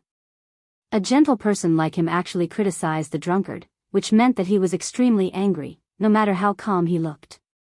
He was angry that the drunkard killed people, sages, for no reason, and would probably kill more people. It was hard for him to understand and accept. Hengmu mocked, hypocritical indeed. The so-called cultivation, no matter entering or leaving the human world, aiming for immortality or nirvana, was essentially the opposite of ordinary people. He once said that the academy was hypocritical, and now he could not help but ridicule the eldest brother again when he said that everyone had a heart that could not bear to kill others and insisted on putting himself in the category of ordinary people. The eldest brother recalled the conversation at the back of the mountain of the academy and said, "The second brother and the youngest brother both criticized me in the past. The youngest brother was more subtle, while Jun Mo was more direct. Although the third sister never said anything, I know that she has always looked down on my way of doing things. It is indeed hypocritical. Since I can kill people, I should kill them. If I don't, it means that I am pushing the responsibility to others. Besides, I can always find some people who should be killed." He gradually calmed down and said to the drunkard, "The water is muddy. I can wash clothes and feet with it. But the Sisui River is already red. I can't always walk by the river without getting my shoes wet." The calm words hid some kind of determination, which indicated a great danger for Taoism. Long Qing, who had been silently listening, slightly narrowed his eyes and became serious. "It's useless even if you start killing now." The drunkard looked indifferent and said, "Haotian loves the world, but I am not Haotian. You love the world, but I am not you. You will suffer when I kill, but what can you do to me when you kill?" Eldest brother asked, "Is there no one or thing in this world that you care about?" "I've lived for countless years. All my relatives and friends are dead, and all my old friends are gone. Now, I'm old, sick, and lonely. I have no love or hate in this world. No matter how you kill me, how can I be moved? The drunkard looked indifferent, but his words were full of vicissitudes. The other three were silent. At this moment, a light rain fell. The rain washed away the dust on the ground, softened the willow leaves by the river, and wet the hair. It brought a cold autumn feeling to the world. In the autumn rain, the eldest brother looked at the drunkard and said, "So I will definitely lose?" The drunkard said, "You fear what you love. You have to lose." Long Qing and Hengmu left the imperial city in the rain. They led 2,000 papal cavalrymen of the divine halls of West Hill toward the great swamp and the kingdom of Song. In the bleak misty rain, millions of people would die. The autumn rain was getting heavier and heavier. The eldest brother stood in front of the sedan and Lu Yiqing's body with his head lowered. The rain had wet his hair and drooped on his forehead, making him look a bit miserable. The world was flat, but the rain could not be completely uniform. Otherwise, there would not be disasters and floods in the human world. However, the autumn rain strangely covered most of the mountains, rivers, and cities. Fortunately, the rain was not heavy. It was not as frightening as the year when the headmaster of academy ascended to heaven, but more like the spring rain that wet people's hearts. It was also raining in Chuzhou. The eaves of the pavilion on the east mountain were wet. People's clothes were also wet. 2 old servants knelt in front of the governor's body and cried. The officials and gentry who came from the city in the early morning were pale and shocked. No one noticed what a man who looked like an advisor was doing on the pillar of the pavilion. Although the scenery on the east mountain was beautiful, it was too high for tourists. No one understood why the governor, who was known for his honesty and love for the people, would mobilize people to spend money to build such a pavilion on the top of the mountain at such a critical time. No one knew that the pavilion, which had brought the governor a rare negative comment, was actually a transmission array that could send some simple important information to Chang'an. Such a transmission array cost a lot of money. Even with the rich resources of the Tang Empire, it could only build a few of them, one in Helan City and one in Tiang City. Chuzhou was facing the Yan Kingdom and the Song Kingdom, and its strategic position was getting more and more important. That was why the imperial court spent a lot of money and asked the governor to build the pavilion despite his bad reputation. In the eyes of the officials and people of Chuzhou, the man who walked into the East Mountain Pavilion was the advisor of the governor. But in fact, he was a secret guard of the imperial palace. His task was to activate the pavilion. The East Mountain Pavilion sent the first piece of information to Chang'an. It was not about the invasion of the Yan Kingdom and the Song Kingdom, nor the collapse of the river bank. It was a letter of death. The person who built the pavilion was dead. It was also raining in Chang'an. The rainwater flowed along the bright yellow eaves of the palace and washed the chrysanthemums in the imperial garden. The chrysanthemums in the imperial garden looked even more beautiful and beautiful. The yellow flowers overlapped each other and were extremely pleasing to the eye. In the imperial study, Li Yu heard the news of the governor's death from the small building and was silent for a long time. She looked at the chrysanthemums outside the window and was silent for a long time. Zheng Jing looked at her slightly pale side profile and suppressed his shock and anger. He said in a hoarse voice, "The imperial court must respond, or there will be chaos." An empire, an imperial court, or a territory. What maintained these terms could be spirit, courage, or historical inheritance. However, what was truly important was the administrative organization. In other words, the various levels of officials were the most important. No matter how perfect the system was, it still needed people to carry out the specific management. When the officials could die at any time, when the officials found that they could die at any time, the management system of the empire would be on the verge of collapse and irreversibly. The governor of Chuzhou was dead. The imperial court must respond. They could find and kill the murderer, hide the truth, or stop the enemy. Since the truth could not be hidden, there were only 2 other choices. There were only 2 or 3 people in the world who could go deep into the country, ignore the imperial center administration and the academy, and silently kill the governor of Chuzhou.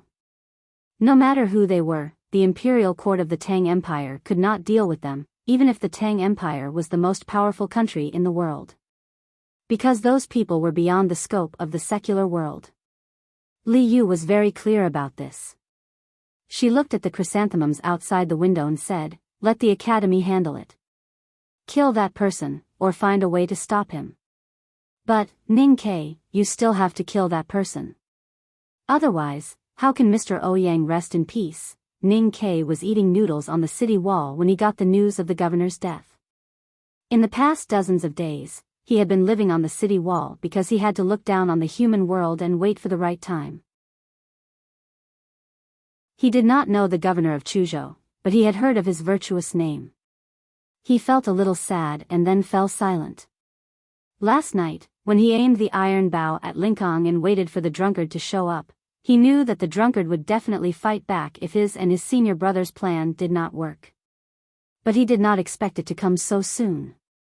The drunkard and the butcher were special in the history of cultivation. They were accompanied by time and their state was unfathomable. They had already transcended the mortal world. If possible, the academy did not want to be enemies with them. But now that they had surrendered to Haotian, they became the enemies that the academy wanted to kill the most.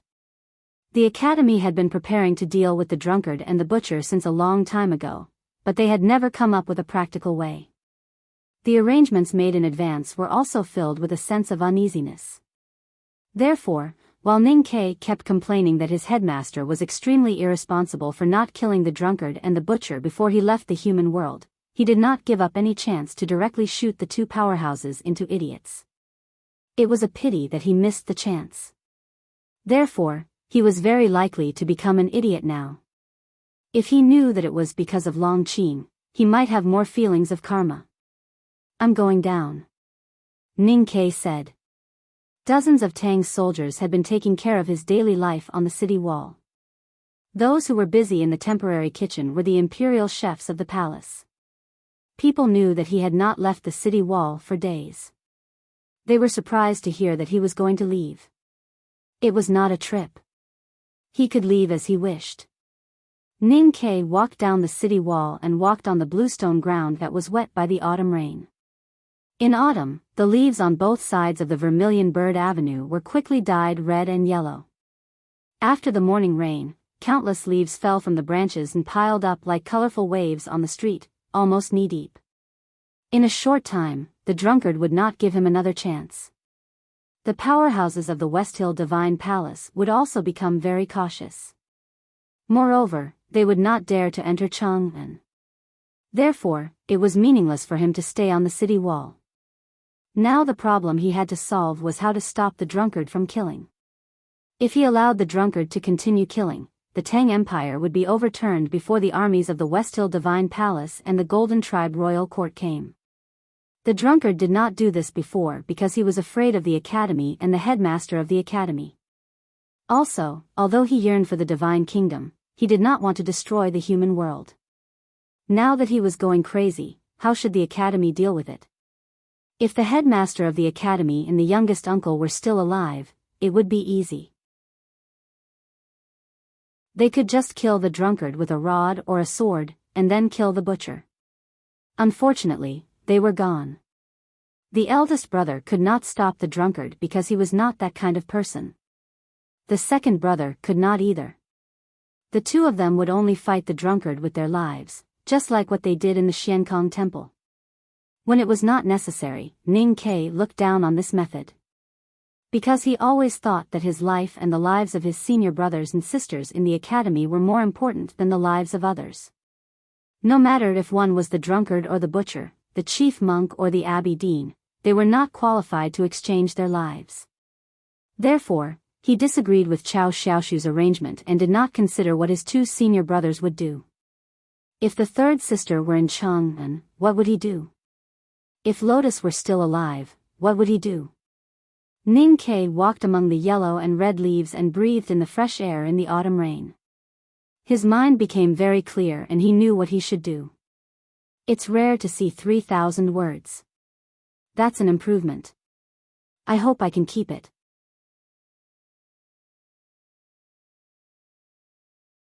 Chapter 1029. When Ning Ke found Shangguan Yangyu, the new nobleman of the Tang Empire was drinking in the House of Red Sleeves. His distinctive triangular eyes looked more wretched because of the blurriness. His goatee, which was soaked in wine, was like an ink brush swinging on the table, which was funny and even disgusting. Logically speaking, the current situation of the Tang Empire was extremely serious. The imperial study in the palace was lit day and night, and all the departments were extremely busy. He really couldn't understand why Shangguan Yangyu was here, but he didn't bother to ask because he was pressed for time. When Shangguan Yangyu saw him, he sobered up and felt his stomach was heavy. He wanted to go to the toilet to solve the problem, but he didn't dare to leave. He asked, "What's the matter, Mr. 13? Ning Ke said, "I want to kill some people." He said it casually, but in Shangguan's ears, it was like a clap of thunder. The remaining tipsy feeling was immediately dispelled, and his lower abdomen twitched. He shivered, as if he had already gone to the toilet. The reason why he reacted so strongly was that Shangguan knew very well that if Ning Ke said to kill people, he would kill them. And the people he killed would not be ordinary people, nor would he just kill them. Since many years ago, Ning Ke had started killing people in Chang'an City. He had committed many murders and killed many officials of the imperial court. It was also from then on that Shangguan began to contact him. He pretended that he didn't see anything, but in the end, he had to be loyal to Ning Ke from body to soul. If Ning Ke hadn't killed the censor Lu Yiqi, he wouldn't have been able to become the prefectural magistrate of Chang'an City. In a sense, he was the first spectator of Ning Ke's killing and the first beneficiary. He had never forgotten those bloody memories. However, Ning Ke was now the most important bigwig in the Tang Empire. His words were more powerful than the emperor's. No matter who he wanted to kill, no one dared to oppose him. So why did he come to him? Shangguan Yangyu couldn't understand, and his expression became more humble. Ning Ke knew what he was thinking, but he didn't explain. He looked at him with interest and said, "You don't want to help me? What are you talking about?" Shangguan Yangyu looked determined. Seeing that no one in the building was paying attention to them, he lowered his voice and said firmly, "Even if you want to kill your way into the palace, I will follow you." Ning Ke was satisfied with his attitude and led him out of the House of Red Sleeves. Shangguan Yangyu did not dare to say anything. He grabbed the front of his robe and followed him into the puddles on the street. Perhaps it was because of the cold autumn rain, his face looked a little pale. His performance in that war was outstanding and he had been promoted many times. He was already a grand secretary and ranked at least among the top 5 in the imperial court. But he was very clear that the fundamental reason why he could have his current position was that Ning Ke and the academy trusted him.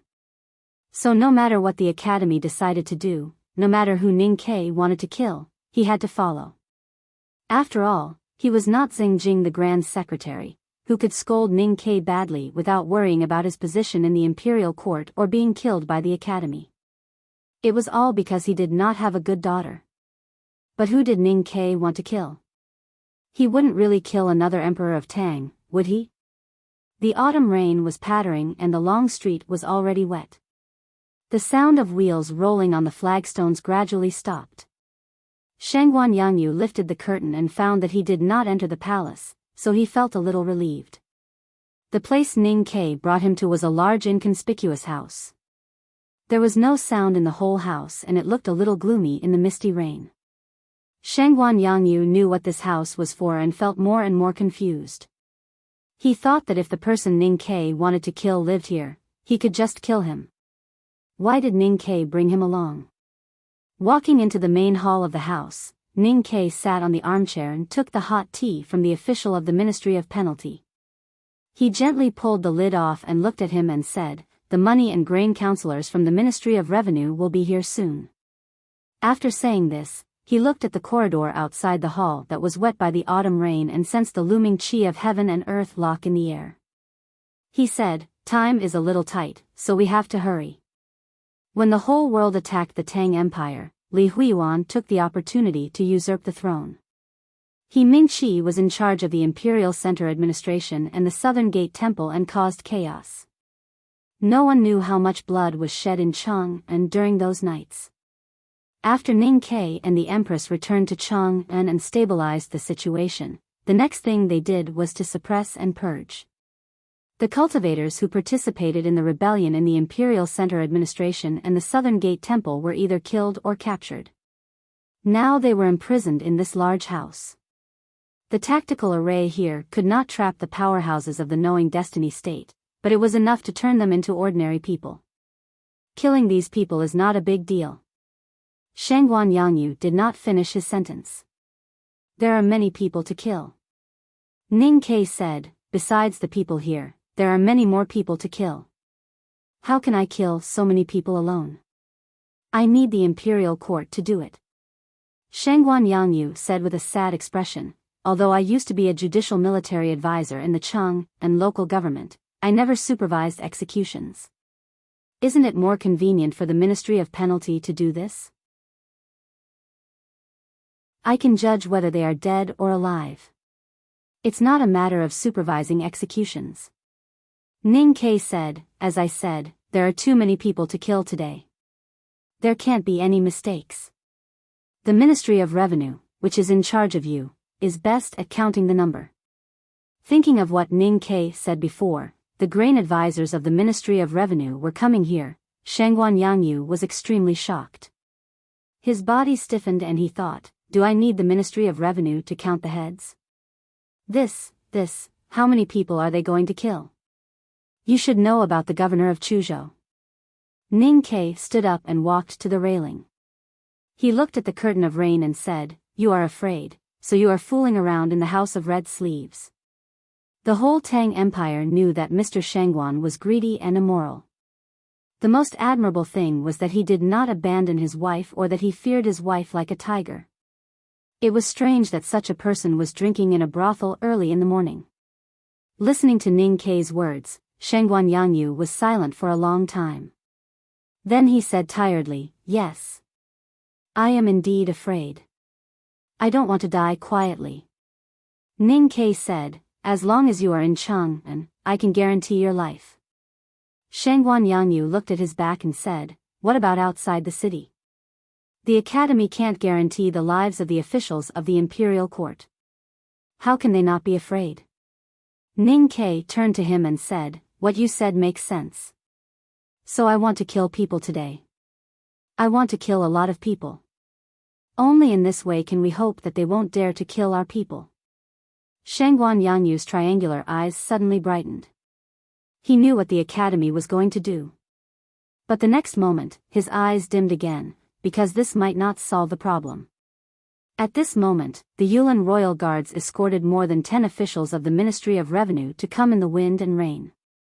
These people were the best accounting experts. They could count everything correctly, including the number of people.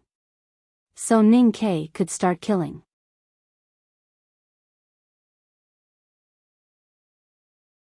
Chapter 1030. There were many prisoners kneeling in the yard. There were men and women, old and young. Their clothes were ragged and their faces were pale.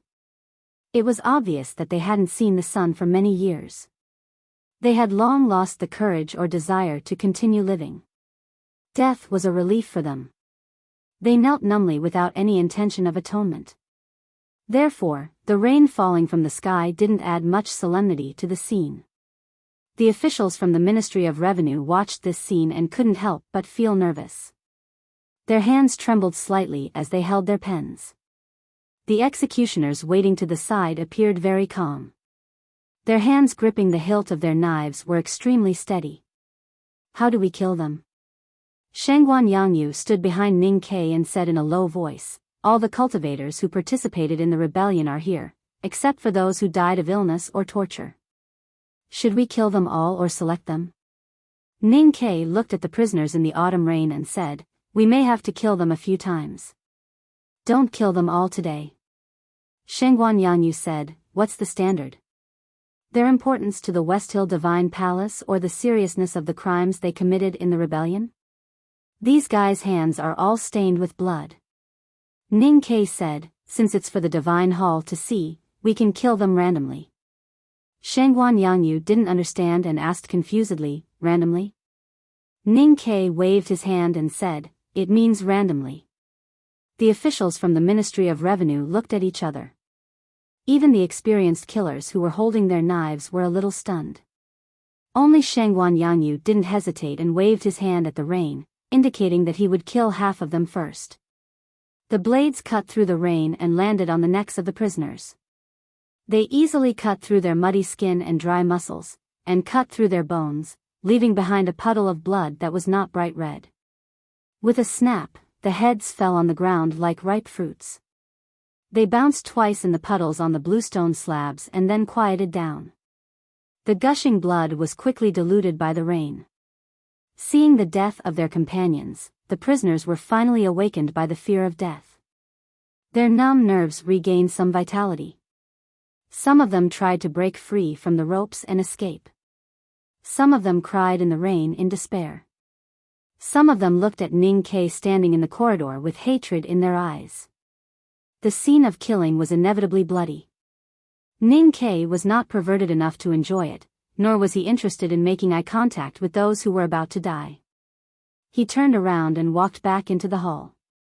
Raising the teacup that was still warm and taking a sip, he once again raised his head to look out of the courtyard. He saw that more than a dozen corpses had fallen in the autumn rain, and the blood on the bluestone ground had become much thicker. The autumn rain was dreary and hazy. Killing in the courtyard was like weeding. Other than the sound of a blade cutting into flesh and breaking bones, there was only the sound of a corpse leaning forward and crashing into the ground, splashing the water in the puddles. Ning Ke looked at the clear tea in the bowl, thinking about something. Shangguan Yangyu looked at his profile, not knowing what he was thinking. The officials of the Ministry of Revenue continuously drew marks on the list of prisoners. As the names decreased, their faces became paler and paler. It was unknown what they were thinking. The autumn rain continued, and the frequency of the sounds in the courtyard gradually slowed down. The breathing of the executioners became heavier and heavier. Chopping off so many heads was, after all, a very tiring thing. The coroner sent by the Ministry of Penalty and the relevant functionaries of the Ministry of Revenue poured into the courtyard to examine the corpses and prepare to deal with them. After drinking a bowl of liquor, the executioners rested for a while. It was not over yet. Ning Ke had said that they would kill a lot of people today. They would move these corpses away and empty the ground in front of the courtyard. When the executioners recovered their strength, they would continue to kill. More prisoners were sent over. In addition to those sent by the Ministry of Penalty, there were also dozens of people sent by the military ministry at Ning Ke's request. There was no way to kneel on the ground in front of the courtyard, so they had to be divided into several groups. Most of these are just family members. An official of the Ministry of Revenue turned over the prisoner list in his hand and looked at Shangguan Yangyu in shock. He said, "Are we going to kill all of them?" Shangguan Yangyu did not answer his question. He looked at Ning Ke and asked, "Are we going to randomly kill them?" The officials' faces were a little ugly. The hundreds of people who were sent to the court were all family members who were implicated. Even if they knew about the war and did not report it, or even acted as an accomplice, it was difficult to sentence them to death according to the law of the Tang Empire. It was the power of the Ministry of Penalty or the Supreme Judiciary to sentence them to death. Were they going to kill them just like that? These hundreds of family members had been imprisoned for several years, but they were still in good spirits. Because they were not cultivators, they were not under any inhibition, so they could still make a sound. At this time, listening to the officials' words, they knew what was going to happen today. They could not help but be terrified and cried out their grievances. Their crime was collusion with the enemy. According to the law of the Tang Empire, the biggest difference between collusion with the enemy and treason was that the traitor did not take the initiative to do it.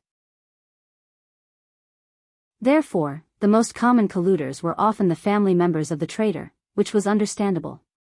After the outbreak of the war a few years ago, many Tangs returned from all over the world. 2/3 of the Taoists in the South School of Haotian Taoism had cut off their ties with the West Hill Divine Palace. However, there were still devout Haotian believers who swore loyalty to the West Hill Divine Palace and refused to return. Some even served in the papal cavalrymen of the West Hill Divine Palace. These people were all traitors, and their family members were colluders. No matter whether they had cut off their ties with their family members in the West Hill or not, they would always be colluders. Because the blood ties could not be cut off. This was the most cold-blooded and cruel law of the Tang Empire. In the past few years, the Tang Empire had been searching everywhere and guarding the borders. They had captured thousands of people who were suspected of colluding with the enemy and then imprisoned them in the prisons of Chang'an and various counties. Other than upholding the law, the most important reason was naturally to deter and restrain those traitors who were far away from home. Today, Ning Ke was going to kill these people. This was something that no one could understand.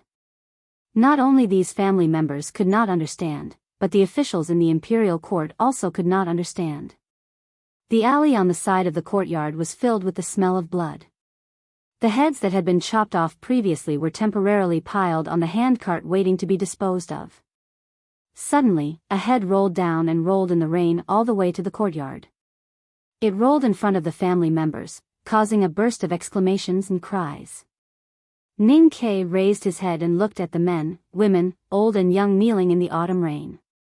It was as if he could see the gray wall opposite the old brush pen shop that had been wet by the spring rain many years ago, and he could see the dead darky. Looking at the head in the rain, he thought of the massacre that had happened in the general's mansion many years ago. He thought of the blood that overflowed through the crack of the door and the heads of acquaintances that looked like watermelons. That year, there was a spring rain in Chang'an. The imperial court and the divine hall were negotiating and preparing for peace. I led the Fish Dragon Gang and the Yulin Royal Guards into the Guild Hall of Qinghe County and killed everyone in Qinghe County in the rain. He said, "Now that I think about it, I kind of regret it." The officials looked slightly relieved and thought that the academy was kind. But then Ning Ke said, "At that time, we should have kept some and killed them slowly. Maybe we could have gotten more benefits." There was a dead silence in the courtyard. Only the sound of the rain and the children's uncontrollable cries could be heard. I know that you think you are innocent, and those people in Qinghe County probably feel the same. Even from the perspective of the Tang law or morality, some of you are really innocent. Ning Ke looked at the hundreds of people in the rain and said, "But I don't care." The officials in the courtyard and the Yulin Royal Guards were all Tangs.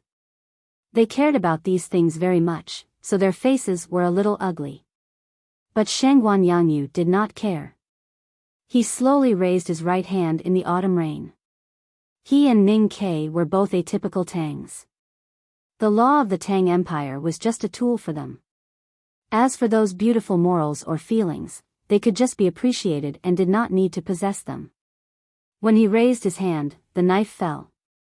When the knife fell, the heads fell. The old cheeks, the young cheeks, and the childish cheeks instantly became extremely pale because of the loss of blood and being washed by the autumn rain. There was no breath of life left. With the screams of horror, the pitiful begging, the resentful cursing, and the sad crying, all kinds of heads kept falling in the rain. Hundreds of families of traitors died in the autumn rain. The blade cut through flesh and blood, bringing death. The sound became more and more muffled. That was because the edge of the blade was curled. In the end, the sound of beheading turned into some kind of stick beating, like a broken drum being beaten continuously. It was muffled and horrible. The hands of the executioners finally trembled. The hands of the officials of the Ministry of Revenue were so fast that they could not hold their pens. The ink on the name list became bigger and bigger. It was difficult to draw a hook, but there was still no signal to stop. Shangguan Yangyu thought that he really did not care. However, when he saw the men, women, and children dying in the pool of blood and the heads piling up in the rain, he realized that his heart was not strong enough. He reached out to wipe off the drops of sweat or rain on his forehead. He looked at Ning Ke and asked in a trembling voice, "Is it enough?" Ning Ke said, the Ministry of Revenue is best at counting money, grain, and heads. I asked you to do this because I want to know how many people should be killed. So you should answer my question. Shangguan Yangyu sighed and said, I am just an ordinary person. I can't understand the state of mind of the grand cultivators. Most importantly, I don't know how much influence the divine hall has on that person. So, I don't know how many people should be killed. I even suspect that no matter how many people should be killed, it will not be enough. Ning Ke knew that Shangguan Yangyu's words made sense. But this was also the thing that he was most uncertain about. Could the joys and sorrows of the secular world really affect the drunkard? The cold rain made the wind cold, but it could not stop the pungent smell of blood from spreading in the courtyard. He looked at the thick blood that the rain could not wash away and said, the autumn wind and rain make people sad. Even at this moment, Shangguan Yangyu did not forget to praise, good poem. Ning Ke said, or do you want to do it? Shangguan Yangyu said with a bitter smile, I don't have the mood. Ning Ke reached out to catch the dripping rain on the eaves and said, it's raining to beat the children. I have nothing to do anyway. Shangguan Yangyu said, you are so carefree. I actually don't know how many people should be killed. But like I said, I have nothing to do anyway. These people should all die. Anyway, the imperial court needs to spend money to feed these idlers, so I might as well kill them. I kill people when I have nothing to do. The autumn wind and rain kill idlers. It makes sense to say that this is carefree. Ning Ke walked into the rain and turned to the officials and said, or, you can try to kill more. The Ministry of Revenue is in charge of the food of the prisoners of war. You should know the number of people. How do you kill them?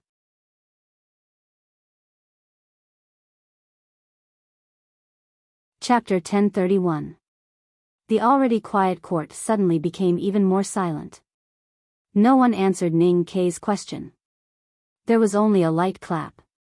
An official finally failed to hold his pen tightly and it fell into the rainwater on the ground. In the human language, killing prisoners of war was a special phrase. It represented some of the bloodiest and cruelest scenes in history. With the passing of the barbaric era, those scenes became rarer and rarer. As for the Tang Empire, in the past several hundred years, except for Xiaohou, such a thing had never happened again. Even Shangguan Yangyu, who was famous for his shamelessness, was shocked speechless by Ning Ke's words. His pale face was full of absurdity and disapproval. The autumn rain fell, and the strange silence continued. The silence made people feel very nervous. Finally, it was Ning Ke who broke the silence. Why so serious? Is it hard to answer? Then I'll decide. He looked at Shangguan and said, let the states kill 1/3 first and see how it goes. In the war a few years ago, the Tang army captured more than 30,000 prisoners of war.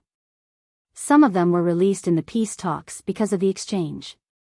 Now there were still many prisoners of war imprisoned in the mine. 1/3 of the total number. The mine would be dyed red. How high would the bones in the mine be piled up? Killing prisoners is ominous. Heaven will be angry. Mr. 13, please think twice, an official said in a hoarse voice. Now no one in the Tang court dared to question the Academy's opinion, let alone oppose it. But there were still people who would show their bravery on some things.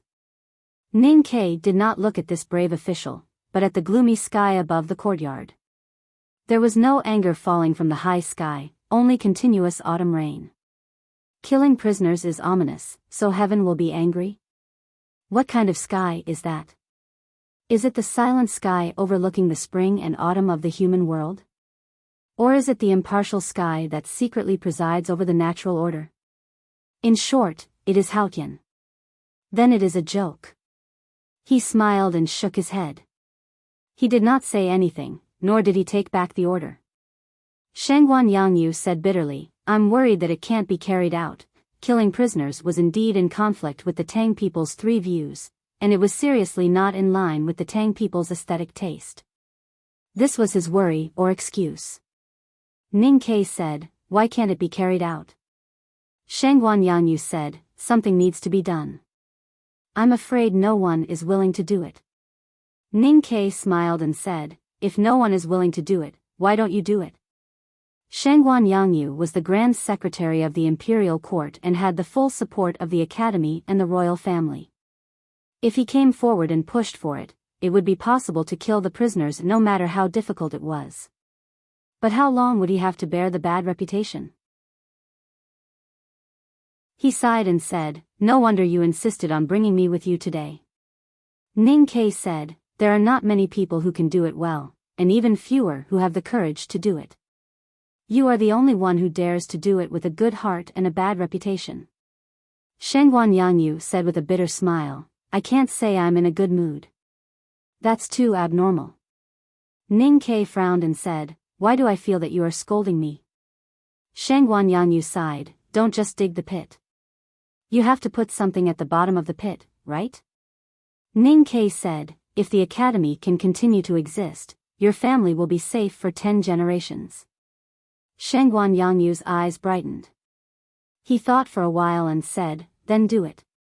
He was a grand secretary, so he would not personally chop the heads of the prisoners. After giving the order, he asked Ning Ke, piling up heads or bones? There were always two extremes in killing prisoners. One was to be extremely secretive, so as not to let the enemy know and to avoid being recorded in the history books. The other was to be extremely arrogant and deliberately let the enemy know. As for what would be recorded in the history books, they could only ignore it for the time being. He and Ning Ke had previously discussed that the Tang Empire was killing people to show the West Hill Divine Palace. They wanted to kill until Haotian Taoism felt the pain. So it was not enough to just kill people. They had to let the enemy see it and let the whole world know. Only in this way could they confirm the Tang Empire's determination to kill people and feel fear. So of course, they should choose the latter. How should they show the hundreds of cultivators and the families of the traitors who were killed and the thousands of prisoners who would die in the next few days to the world? We are not those primitive people on the grassland. Besides, how can we pile up so many heads? Where should I pile them? On the Vermilion Bird Avenue or under the Wanyan Tower? What if some heads roll down and scare the children? Ning Ke looked at him and criticized, it's too bloody. It's too cruel. Shangguan Yangyu felt very innocent, but thinking that many innocent people had become dead today, he decided not to make any excuses and just listened humbly. I know what you mean. Just like what I heard before, justice must not only be achieved, but it must also be seen. The same goes for killing people. We should find a way to let people see it, let the Divine Hall see it, but there is no need to scare our own people. There are always other ways. Ning Ke looked at the man in the chair next to him and said, I think the Divine Hall will see it very clearly and will not misunderstand what we mean. Don't you think so? The courtyard was the place to kill people, and the stone steps was the place to watch people kill people.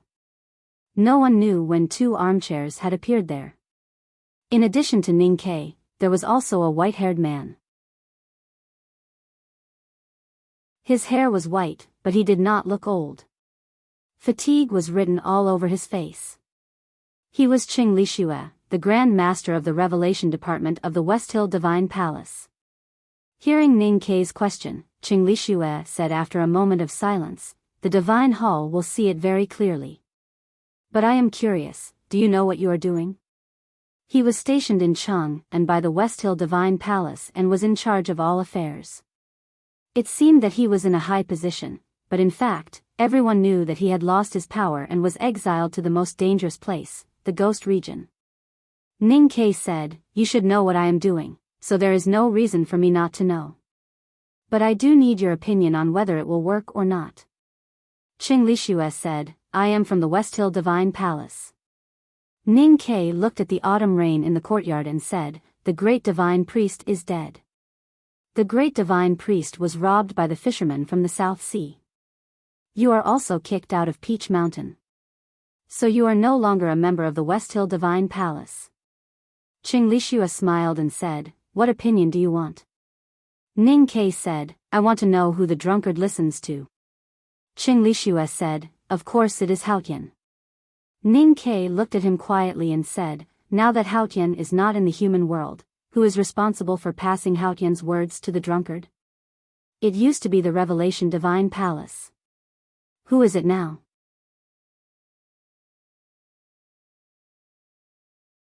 Chapter 1032. I'm not feeling well, and I still have things to deal with tomorrow, so there won't be any updates. Also, I wasn't able to post a review earlier, saying that I was muted. That's really puzzling. When I feel better, I'll ask about the situation.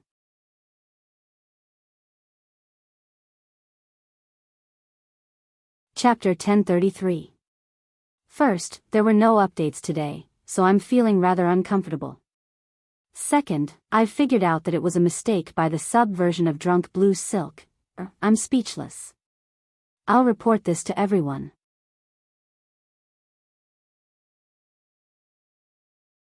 Chapter 1034. Qing Lixue only said one thing: the Abbey Dean has always lived on the Peach Mountain. Ning Ke knew what he was trying to say. He looked at the rain and said, "Zhao Nanhai wants to be the Revelation Temple. You are still alive. That means something." Qing Lixue was silent. Ning Ke turned around and continued, "Your words still count in the Divine Hall of Revelation. Otherwise, you would have been dead. Why would the people on the Peach Mountain send you to Chang and for me to kill? I came to talk to you not because of old friendships, but because you are still alive. That proves your power. If you think you are too weak, I can even provide you with some power. You know, I have people in the divine halls of West Hill." Qing Lixue laughed. He knew who Ning Ke was talking about, but he thought it was ridiculous. But he was in a heavy mood and couldn't laugh. Ning Ke asked, "Why are you so quiet?" Qing Lixue thought for a while and explained, "Silence represents will, a very precious will, such as piety, determination, and faith." Ning Ke shook his head and pointed to the gray sky above the rain. He said, "If your faith in Haotian is pious enough, she should choose you as her successor." The three great divine gods of West Hill had different ways of succession. The great divine god of judgment relied on strength and killing, the great divine god of light appointed the successor, and the great divine god of revelation accepted Haotian's will and was directly decided by Haotian. When I first met you in the wilderness, General Shu Qing said that you had reached the peak of the see-through state and was only one step away from the knowing destiny state, just like Long Qing.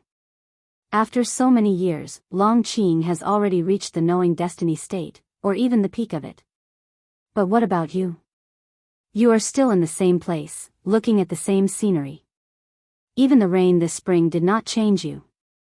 Ning Ke said with pity, "Haotian gave up on you a long time ago."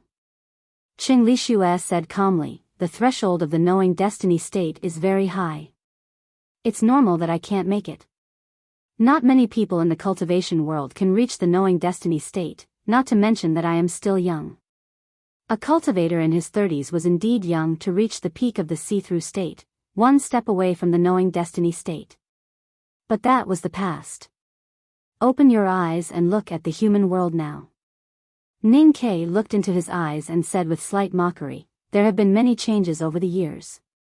It rained when the headmaster ascended to the sky, and it rained again when she returned to the divine kingdom in spring. In this era where there are so many people in the see-through state and so many people in the knowing destiny state, you, the priest of the Revelation Divine Palace, are still in this state. Don't you feel ashamed?" Qing Lixue smiled. There was no hint of bitterness in his smile, because he had already tasted enough of bitterness back in spring. "If it was before that spring rain, maybe you could really convince me. But that spring rain proved too many things. My faith in Haotian has to become devout and firm again, so I dare not be convinced by you." He left the armchair and walked to the front of the stairs. He turned around and said with a smile, "As for who Haotian will choose to be the great divine priest of revelation, you are wrong. She chose Long Qing. As long as Long Qing completes the task of wiping out the new stream, he will be the next great divine priest of revelation. Of course Zhao Nanhai wants to be the great divine priest, but he can't. Long Qing. Ning Kei's voice sounded faintly discernible in the thunderous rain. Is she asking him to kill Yi Su to break the barrier in his heart? Will Yi Hongyu let him kill her? Qing Lixue said, what can the great divine priest of judgment do? Or are you waiting for her to do something? You said that you have someone on the Peach Mountain who can help me. You must be referring to her. But, do you think that you can change the divine halls of West Hill? Why would you have such a childish idea? Ning Kei said, no matter how childish it is still an idea. It is better than nothing. Besides, from the moment Haotian Taoism decided to destroy the new stream, she would definitely do something. Qing Lixue said, you don't believe in religion, so you can't understand many things. Yes, I have never understood what she wants to do. Ning Kei stood up and looked at the blood stains that were washed away by the rain. He thought of her coming to the Yanming Lake in the wind and rain. He said, if you don't want to go back to the Peach Mountain, at least send her a message for me. Qing Lixue asked, what message? Tell her to run away. Ning Kei said, no matter if she wants to help Yi Su or do something else, don't try. Don't make any plans. Don't even think about it. Just run away as fast and as far as you can. Qing Lixue said after a moment of silence, maybe, you have underestimated the great divine priest of judgment. Ning Kei said, since the first day I met her, I have never underestimated her. I know that she must have her own ideas and plans. Her silence must mean that something is about to happen. I know that she will not overestimate herself, but I am worried that she will underestimate someone. Who? The Abbey Dean, even if he is a cripple now. Ning Kei said, with her current state, she has no chance of winning against the Abbey Dean. Her plans are nothing in the Abbey Dean's eyes. So she must run away. Qing Lixue did not agree with him. He said, do you think that the great divine priest of judgment will underestimate her opponent, especially one as powerful as the Abbey Dean? I know that she will not underestimate her opponent. But she has no experience fighting against the Abbey Dean. She does not know that the Abbey Dean is a real powerhouse that cannot be overestimated. Ning Kei said, I am most worried that she is scheming now. The Abbey Dean will not fall into her schemes. Qing Lixue said, didn't the Abbey Dean fall into the Academy's scheme during the Battle of Chang'an? Ning Kei said, it is different. Because my schemes are God's. In fact, what he wanted to say was that his soul did not belong to this world, so the Abbey Dean could not calculate him. But to Qing Lixue, it sounded disrespectful to Haotian. He said after a moment of silence, the Academy is no match for Taoism. The Tang Empire will be destroyed. Even if the great divine priest of judgment leaves Peach Mountain and joins hands with you, what is the point of this struggle? You and the old members of the Revelation Divine Hall are not willing to join because you think it is a desperate struggle? Ning Kei said, what I don't understand is why everyone thinks that Taoism will win in the end. From the moment Lu Yiqing killed the emperor of the South Jin Kingdom, the world has changed. The outcome of the war has become something that can be decided by a few people. Qing Lixue said, judging the situation has become a simple arithmetic problem. It will be much more difficult for you to instigate me and the Revelation Divine Hall. Ning Kei was silent for a moment and then said, I really want to know how you calculate it. I went to pick up my wife at noon. She suddenly felt dizzy when she answered my call. She thought it was an earthquake. I told my colleagues and sisters, but no one believed me. After I went downstairs, I saw that the yard was full of people and realized that it was an earthquake. It was an earthquake in Songyuan, and it was quite far from where we are. Then I went home for lunch and bought her some tofu pudding. It was salty and I put it on the table. I didn't notice that the bag was not tied tightly, so it spilled all over the table. There was gravy and white tofu pudding everywhere. After walking the dog, I rubbed between my eyebrows and started to work. She has not been feeling well for the past 2 days. She has been sleeping since noon.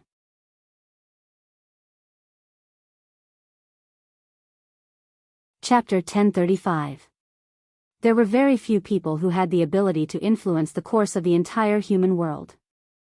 That was why Qing Lixue said that the problem was simple. However, Ning Ke had a different idea and wanted to see the simple answer. Qing Lixue looked at him and said, Mr. First can only stay in the palace with the Tang Emperor until you come back from the Xiankong Temple. He can't leave Chang until you come back from the Xiankong Temple. But he still has to follow the drunkard. Mr. Second held up the entire Buddhism sect with a sword, which shocked the cultivation world. But he can't leave the Xiankong Temple in a short time. After all, he is not the headmaster of the academy. He continued, Mr. Third's whereabouts are elusive and no one seems to know. But in fact, we all know that she has always been on the grasslands with Tang, leading the powerhouses of the desolate man's tribe to secretly kill the people of the Eastern Royal Court. Ning Ke said, the Eastern Wilderness is not far from Yan and Chang'an. Qing Lixue said, but she won't go back to the south. As the current Grand Master of the Devil's Doctrine, how can she waste her time on the people of the East Royal Court? She is aiming for the Helan Mountains. The Academy wants the Desolate Man tribe to enter the Western Wilderness and attack the Golden Palace with the Northern Battlefront Army. It can't be hidden from the Abbey Dean. Ning Ke said, it's hard to hide it. The key is whether it can succeed or not. You can't deny that the Academy has a high chance of success. Qing Lixue smiled and said, you used to serve in the army in the city of Wei. You should know how powerful the Golden Palace is. Why lie to yourself? Even if she is the 23-year cicada cultivation, she can't defeat the Golden Palace alone. How can she have time to worry about the Central Plains if she wants to complete the Academy's strategy? Ning Ke said, I don't want third sister to be too tired. Qing Lixue said, since the three of them are not here, who is left in the Academy? Qin Pipi's ocean of qi and mountain of snow has been destroyed. Tang Xiaotang has fled with him. Su Qi is struggling under the pressure of General Buell and several high priests. How can you and the few people in the back mountain fight against the endless powerful cultivators of Haotian Taoism? Ning Ke said after a moment of silence, none of these are problems. Qing Lixue looked at his calm face and mocked, the Abbey Dean, the hierarch, Zhao Nanhai, Long Qing, and Hengmu, no matter who they are, you don't have the confidence to win. How could you say it's not a problem? Ning Ke said, fighting is not like playing chess on a chessboard. In my opinion, these powerhouses from Haotian Taoism are all problems that I can solve, so they are not a problem. In fact, you have missed one person. The middle-aged priest who is pushing the Abbey Dean's wheelchair seems to me to be far more troublesome than Zhao Nanhai and Long Qing. Qing Lixue asked, why do you think so? Mysterious people always look scarier. Of course, I just think that he's more troublesome. I won't be afraid, because I still think that this is a problem that can be solved. Ning Ke looked into his eyes and said, as long as the drunkard and the butcher can be taken care of, the divine halls of West Hill is nothing to me. This is what I want to give you. From the beginning till now, the Academy's judgment of the situation in the human world had always been clear. They helped the new stream to spread, Chang and to prepare for war, Yu Lian entered the wilderness, and Jun Amo shook the Xiankong Temple with his sword. Whether it was intentional or not, these actions were all to shake the foundation of Haotian Taoism and destroy it as soon as possible. Only in this way could they cut off the source of Haotian's power and help the headmaster defeat Haotian. To destroy Haotian Taoism in the world of Haotian Taoism, they would have to fight many tough battles. The Abbey Dean was now a useless man. Even though he was still wise, he was not as powerful as when he came to Chang and alone. No matter how many young powerhouses were born in the spring rain, they would not be able to defeat the three masters of the Academy. Unfortunately, before Haotian left the human world and returned to the Divine Kingdom, he found the two most powerful guardians for his followers, and trapped the two most terrifying watchdogs for Haotian Taoism.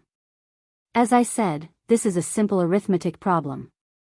Any child who has attended a private tutor for 2 days can calculate it clearly.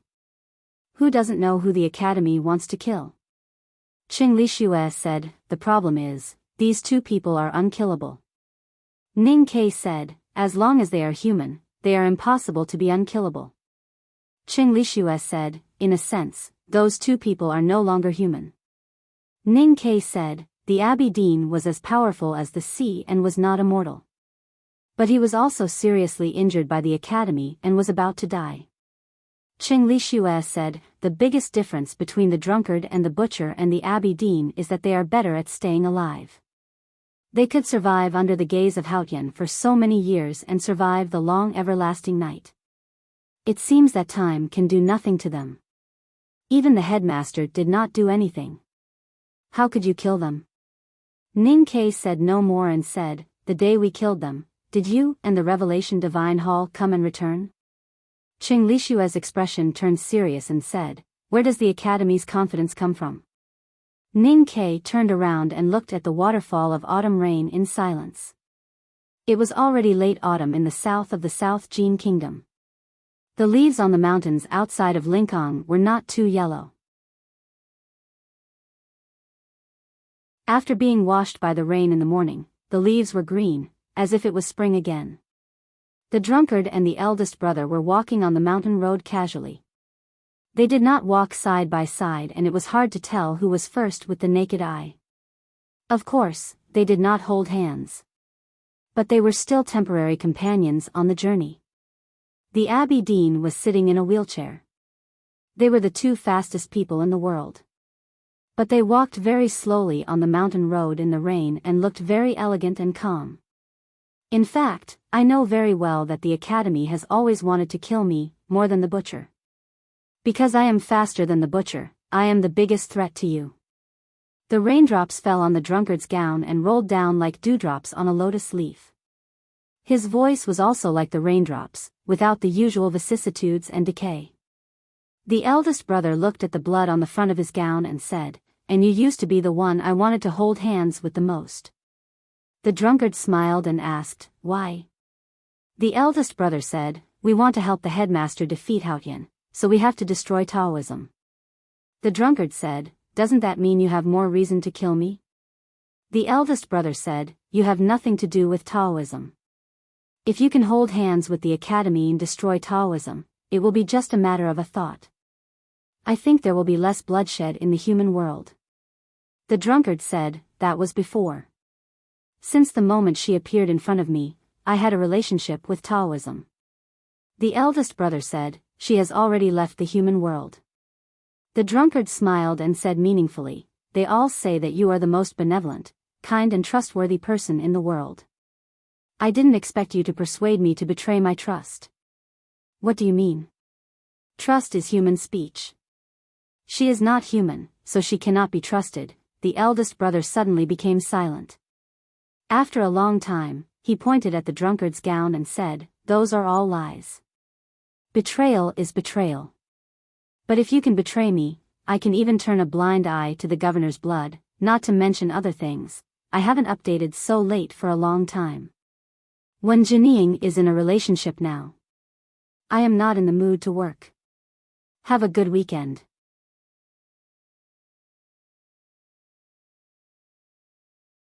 Chapter 1036. The eldest brother was very calm when he said this. His eyebrows were still straight and his eyes were still straight. But one could feel that behind this calmness, there was a deep and cold pain. The drunkard was also calm when he heard this. But his calmness was serious, because the invitation from the Academy was related to betrayal. But he had to believe it since it came from the eldest brother. For thousands of years, he and the butcher did not have many grudges with the Academy, or with the headmaster of the Academy. Until the death of the governor last night, if they could let go of those grudges and join hands, they might be able to destroy the Peach Mountain, burn the divine halls, and destroy Taoism, and shake the foundation of the world of Haotian. It was quiet on the green mountain outside Lingang. He looked at the world in the autumn rain and said nothing. The flagon tied to his waist swayed gently in the wind and rain, like a small boat in the surging waves. The rain gradually thinned, and the clouds above the mountains became thicker and thinner.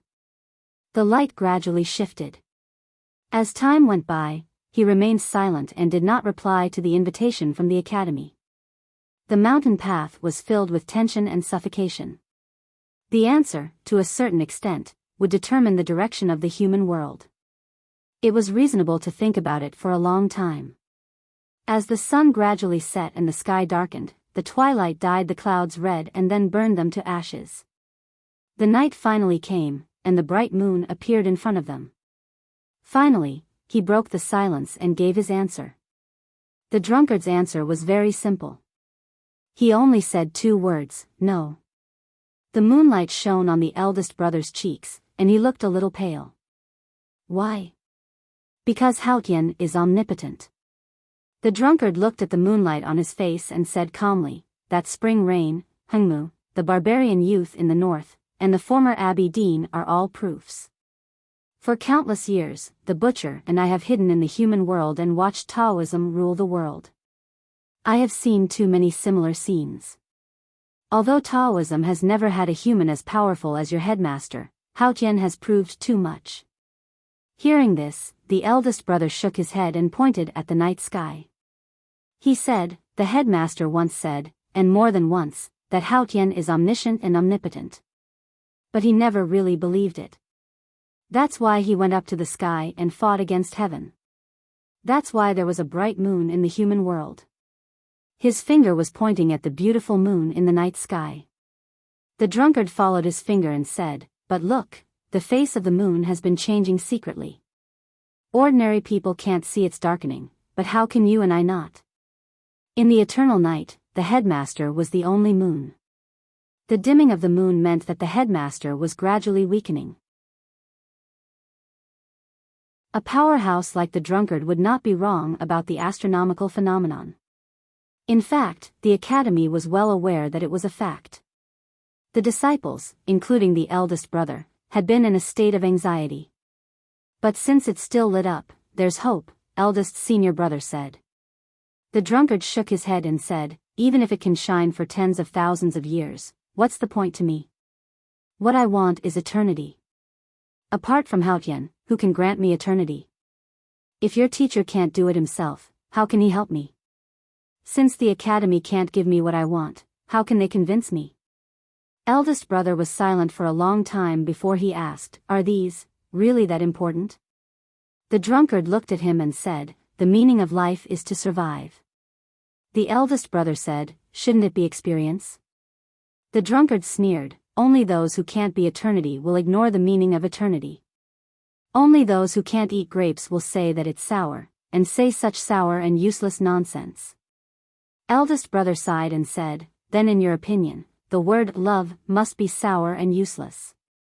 As I said before, I have no love for the human world. What is love? After all, you are still too young and not old enough.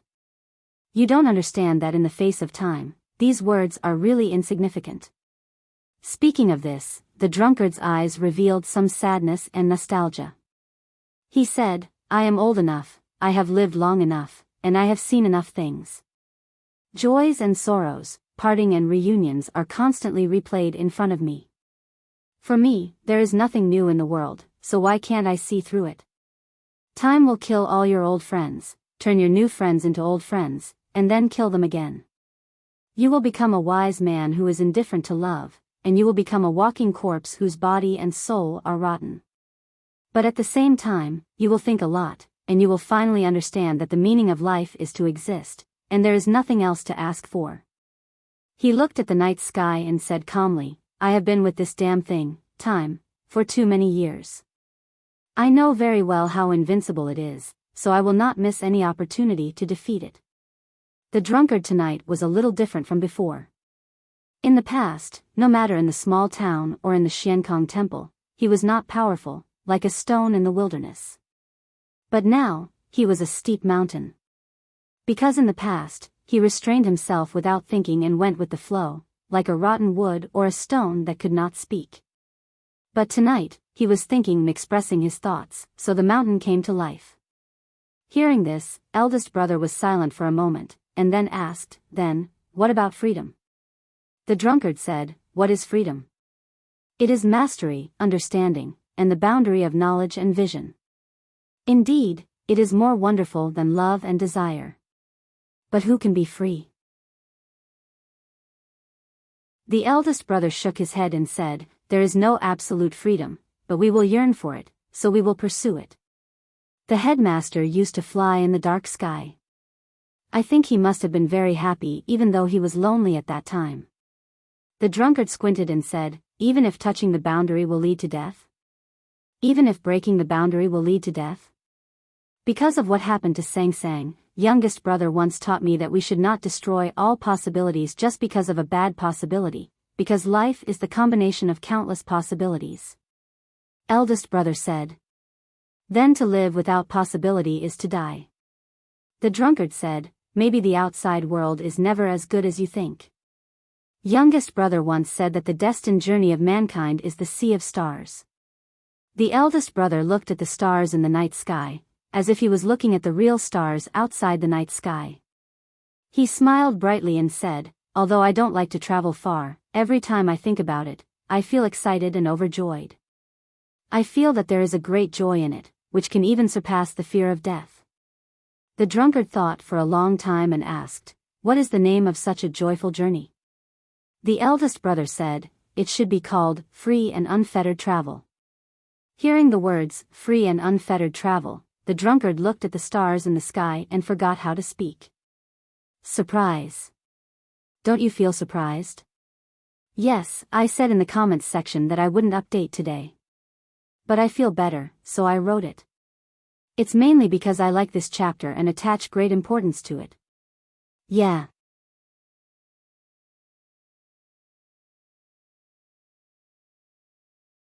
Chapter 1037. The drunkard looked at the stars in the sky and kept silent for a long time. The emotion in his eyes did not dissipate, as if he had drunk too much wine and strayed into the depths of the sea of stars. He was so drunk that he did not know where to go back even if he knew. Or, it's really beautiful. He looked at the stars and his eyes suddenly showed some fear, like a child seeing the strange world on the other side of the mountain. He was full of fear and uneasiness, and his voice trembled, but it's also terrifying. The sweetest honey was often the most poisonous arsenic, and the most beautiful yearning was sometimes the greatest fear. It was good to be free, but bad to have nothing to rely on. Everything depended on one's thoughts. The eldest brother sighed softly, knowing that the drunkard had woken up and made a decision. The drunkard looked back at him and said seriously, existence is the most important thing to me, more important than anything else. I can give up a lot for it. The eldest brother said, existence and pursuit are not contradictory. The drunkard said, but the pursuit of the academy is contradictory to the will of Haotian. The eldest brother said, what does Haotian's thought have to do with our existence? The drunkard said, I can exist for so many years because I will never fight a battle that I will definitely lose. Even your headmaster can't defeat Haotian, how can I? The eldest brother kept silent for a long time and suddenly said, what about the academy? The drunkard slightly raised his eyebrows. The eldest brother looked at his eyes quietly and said, if you don't go against Haotian, you will go against the academy. You don't have the confidence to defeat Haotian, so how can you be sure that you can defeat the academy? The drunkard's raised eyebrows turned into two still strokes in the night wind. The eldest brother said, if we can't instigate a rebellion, we will settle it anyway. The drunkard said, what can the academy do? The eldest brother said, the academy will fight desperately. The academy once fought desperately in the Lank Temple in the autumn rain. Later, in Chang'an, in the verdant canyon, and in the wilderness, the academy once fought desperately against the enemies with their own lives. The disciples of the academy were proud and even narcissistic. They valued their own lives and the lives of their peers more than anything else. When they started to fight desperately, it meant that they were in a desperate situation, and they would certainly burst out with unimaginable brilliance. The sage of sword Lu Bai, the chief monk of scripture, and the abbey dean. No matter how powerful the academy's opponents were, once they started to fight desperately, there would be no one or Haotian that they couldn't defeat. Would the drunkard and the butcher be exceptions? What's interesting is that those in the academy who are willing to risk their lives can't catch up with me. For example, Lin Wu, Jun Mo, and even Ning, Quebec. Those who can catch up to me won't risk their lives. The drunkard looked at him and said calmly, if the Academy wants to fight with me, you are the best and even the only choice. You and I are both distanceless. We walk the same path and see the same scenery.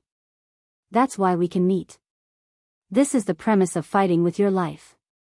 But are you sure that you will fight with your life? Eldest brother said, everything can be learned. I'm good at learning.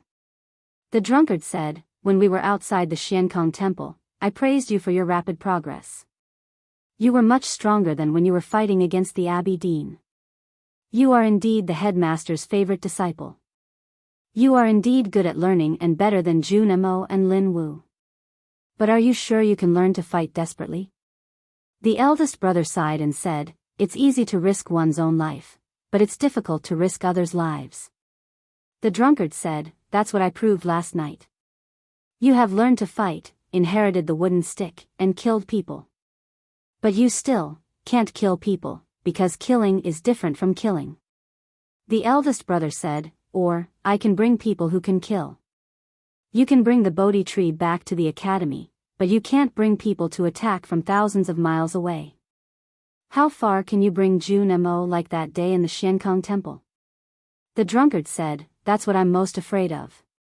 If you can really bring Lin Wu to attack from thousands of miles away to kill me, what else can I do other than hiding in the small town beside the butcher? The eldest brother said bitterly, if you go back to the small town, the youngest brother's arrow will arrive.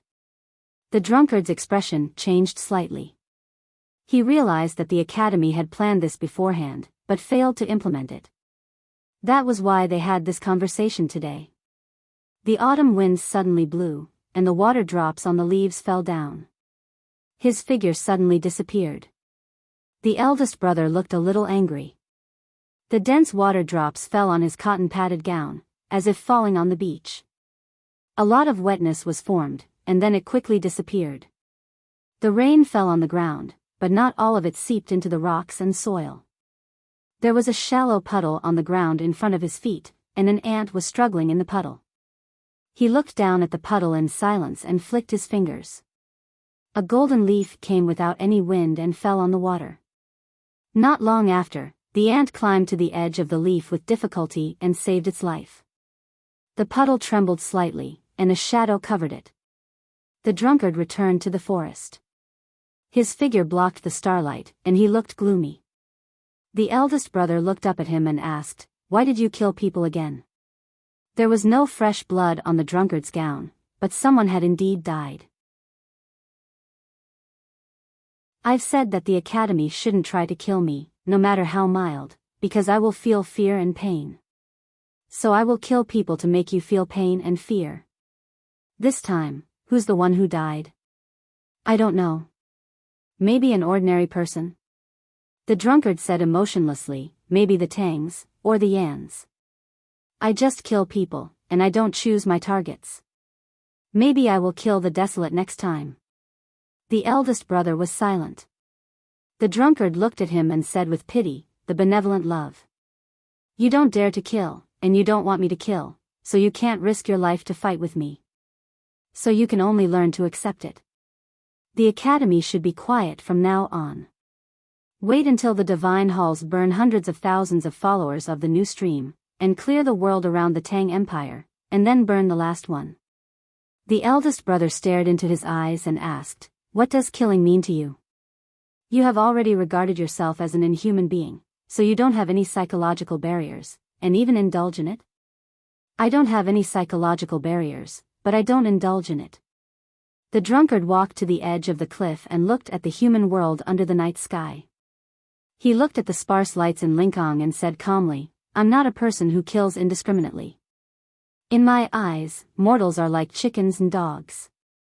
Even if I am a twisted and perverted person, I might find pleasure in killing my own kind. But what's so exciting about killing chickens and fish like me? The eldest brother walked to him and looked at the human world under the night sky and the lights in Lincoln with his hands behind his back. He held the other end of the stick in his right hand and said, nothing can be changed. The night was long, but it disappeared in an instant. In the blink of an eye, the the red and warm morning sun jumped out of the ground and lit up the mountains in the autumn rain. The drunkard said, "The sun will rise again, and the day will never be dark. In the world of Haotian, only Haotian can be eternal. And this is the law that you can't change." The eldest brother said, "The Tang Empire doesn't have the habit of surrendering, and neither does the Academy. I may not be able to change the law of the world, or you, but at least I can change myself." The drunkard looked at his right hand that was holding the stick and asked, "You want to kill me?" The eldest brother said, "I can't kill you, but I can kill others." The drunkard frowned and said, "You mean change, even degeneration?" The eldest brother said, "Yes, even degeneration." The drunkard was silent for a moment and asked, "Who are you going to kill for me?"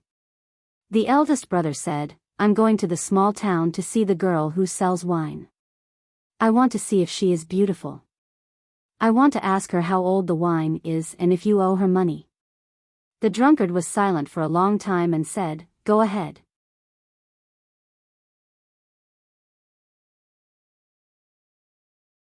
Chapter 1038. The autumn rain was still falling quietly as before. Suddenly, there was a hurried sound of hooves coming from the foot of the mountain. Some cavalrymen broke through the rain and shouted something. The eldest brother, who was about to leave, glanced at the drunkard. The cavalryman was soaked. His handsome warhorse was covered with mud. The solemn and magnificent black and gold armor was no longer what it used to be. He looked extremely embarrassed. It was a cavalryman from the divine halls of West Hill. It seemed that there was something urgent. The drunkard raised his eyebrows slightly. It was a rare reaction for him because there were not many things in the world that could move him. It was very difficult to find him and Li Man in the autumn rain. At this moment, only one cavalryman came to the foot of the mountain. The divine halls of West Hill must have sent tens of thousands of people to search for them. What was going on? The cavalryman knelt down in the rain and dared not to get up. He told the drunkard the news that the divine halls wanted the drunkard to know with a trembling voice. Ning Ke started killing people in Chang'an. Listening to the cavalryman, the drunkard raised his eyebrows higher and higher, while the eldest brother's eyebrows became more and more flat. They had different emotions. The divine halls of West Hill did not know who Ning Ke had killed and how many people he had killed. They only knew that he started killing people. And according to the information from the Tang Empire, all the prefectures and counties were preparing to kill people. You know, before I was really going to leave, to kill people. The eldest brother turned around and looked at the drunkard. His flat eyebrows hid deep guilt and self-blame. He said, "But now it seems that the youngest brother is much braver than me. This determination has nothing to do with bravery. It is just a habit. He is used to killing people and fighting with others' lives. As I said before, he is good at risking his life." The drunkard said expressionlessly, "But as I said before, I have no love or hate for the human world. So Ning Ke's method is meaningless to me." The eldest brother pointed at the cavalryman kneeling down in the rain and said, "But it is useful to Taoism. Otherwise, they would not be looking for you so anxiously. Maybe you should listen to their opinion." Hearing this, the cavalryman lowered his head even more and his voice trembled even more. He looked so pitiful, like the weak yellow leaves in the rain that could be broken at any time. "Please, wait a little longer." The drunkard said sarcastically, "No matter how many people Ning Ke killed in Chang and yesterday, and no matter how many people he will kill in the future, do you think I care about the lives of those ordinary people? What's the point of waiting?" Eldest brother said, "Killing all the Tangs is not the ending you want. You are also waiting to be persuaded." What youngest brother did was just to give you a reason. The drunkard said, "That's too childish. Do you think we won't kill each other if you kill each other? Is he really not afraid of chaos in the world?" The eldest brother said, "The world that Haotian wants to rule is not a cold and uninhabited world. That way, she will also die, so she doesn't want to see the world destroyed." The drunkard's eyes turned sharp and he yelled, "Does he really dare to destroy the world? Not to mention Haotian, even the headmaster would kill him directly. How preposterous. The eldest brother said, no one can change the youngest brother's decision. Neither Jun Amo nor I can persuade him. Haotian has no influence on him. As for the headmaster, the only person who can probably control him. He is not back yet. If he really wants to destroy the world, who can stop him? At this moment, dense hoofbeats came from afar. The sound was even louder than the sound of falling rain. Hundreds of cavalrymen of the Divine Halls galloped from Linkong to Autumn Mountain from other places. The eldest brother looked at the scene and the anxious cavalryman and said, the Abbey Dean knows Ning Kei's decision very well. So, he will definitely try to persuade you. One day in late autumn, the governor of Chuzhou of the Tang Empire passed away. On the same day, 531 people were killed in Chang'an. In the following days, the Tang Empire states and counties secretly executed a group of prisoners, numbering more than 2,000. These people were old and young, male and female. They were prisoners, but they were not condemned to death. They were executed for only one reason.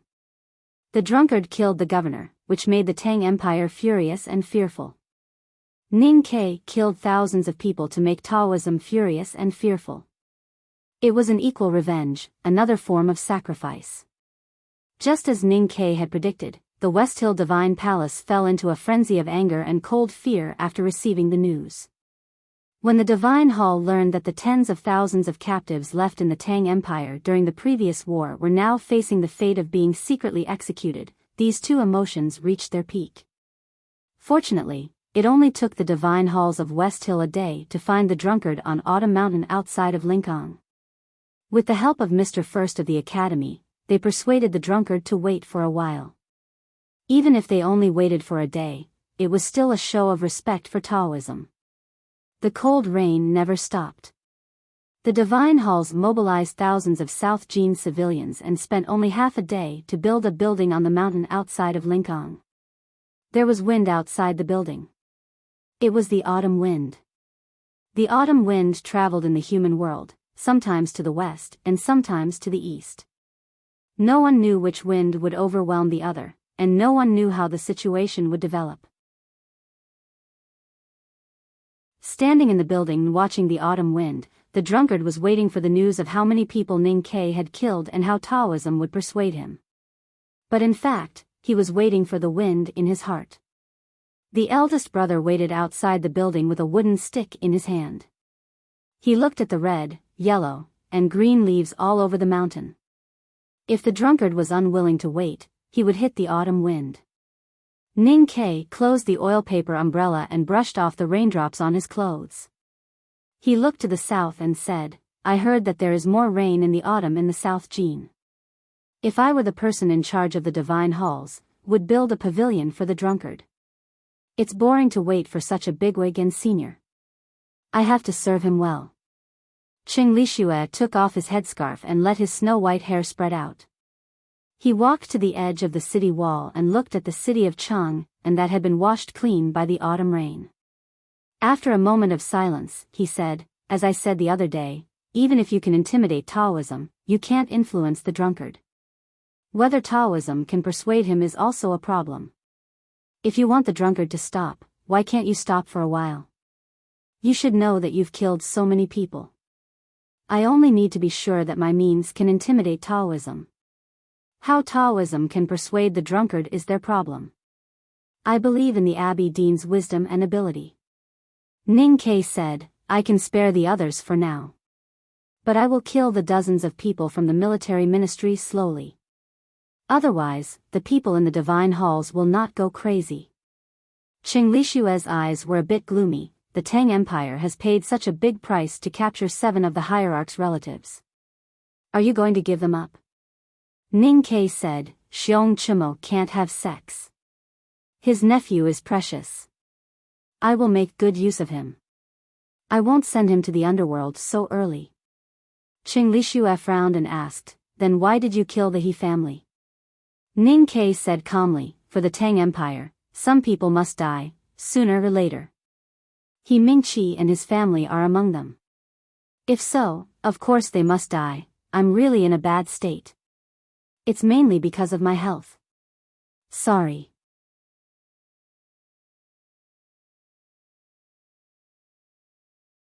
Chapter 1039. A few years ago, the northeast border military of the Tang Empire was ambushed in Qingjing of the Yan Kingdom. Even though they managed to kill the Yan Emperor, only a few of them managed to return to Tiang City. Basically, they were annihilated. The city of Wei and the other 7 cities were conquered by the Golden Tribe royal court. Countless soldiers and civilians were turned into bones. Later, the god-stunning array was damaged and Cheng and was bathed in blood for several nights. All in all, the Tang Empire suffered unimaginable pain and paid a heavy price. Therefore, there were many people on the Tang's revenge list who had to die. Needless to say, those people would definitely die. The revenge started early, much earlier than anyone could imagine. The Tang started their revenge right after the last war. He Mingqi, who was at the top of the kill list, left Cheng and with several of his cronies. When he returned to Peach Mountain, he was sent to the south by the divine halls to escape from the assassinations of the Tang Empire. However, his family was not so lucky. The military ministry and secret guards paid a heavy price and paid an unimaginable amount of patience to bring his family back to Chang'an. The day before yesterday, Ning Ke killed people in the autumn rain. The dozens of people sent by the military ministry were all of the same status. Some were He Mingqi's family, some were Xiong Chimo's family, and some were loved by other bigwigs of the divine halls of West Hill. The divine halls of West Hill protected He Mingqi's family very well. If not for the fact that the military ministry acted fast and snatched them back before the divine halls brought them back to Peach Mountain, it would have been hard for me to kill them. Ning Ke looked at Qing Lixue and said, in order to bring He Mingqi's mother and brothers back, the military ministry lost more than 300 people. How could they still be alive? Who else should I kill if not them?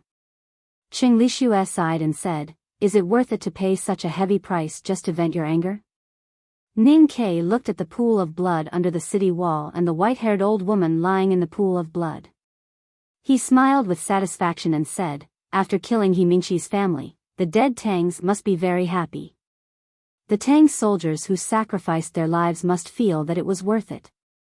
In this world, whether it's anger or anger, isn't it the same? Haotian Taoism must know that this is how the Tangs do things, and also how I do things. No matter what method the Abbey Dean uses, he must convince the drunkard. Otherwise, if the drunkard kills one of our people, I will kill 1,000 of your people. Ning Ke turned to Qing Lixue and said, I know that if we continue killing like this, there will be no one to kill within 2 days. But will Taoism be willing to wait until I kill them all? If I can kill He Mingqi's mother today, I can kill Xiong Chimo's uncle and nephew tomorrow. Then I will continue to kill your mother. Are you sure you can bear it?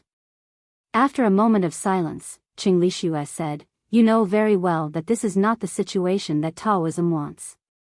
Ning Ke said calmly, the drunkard wants peace of mind. He wants the academy to not try to kill him. Taoism is taking advantage of the situation. They want the Tang Empire to not help the South Jin Kingdom and the Qinghe River Plain. They want the academy to ignore the new stream. Therefore, the drunkard kills people. Taoism is watching the drunkard kill people. Since killing people is a way to force the other party to do so, I have to kill people as well. Let's see who can last until the end. Now, I will let them go. Do you dare to accept it? Qing Lixue frowned and asked. Ning Ke left the city wall and walked to the other side. He looked at the boundless autumn scenery and the faraway wilderness. After a moment of silence, he said, I will continue killing until there is no one left to kill. Qing Lixue felt his hands were cold. He said, you are crazy. Ning Ke did not respond.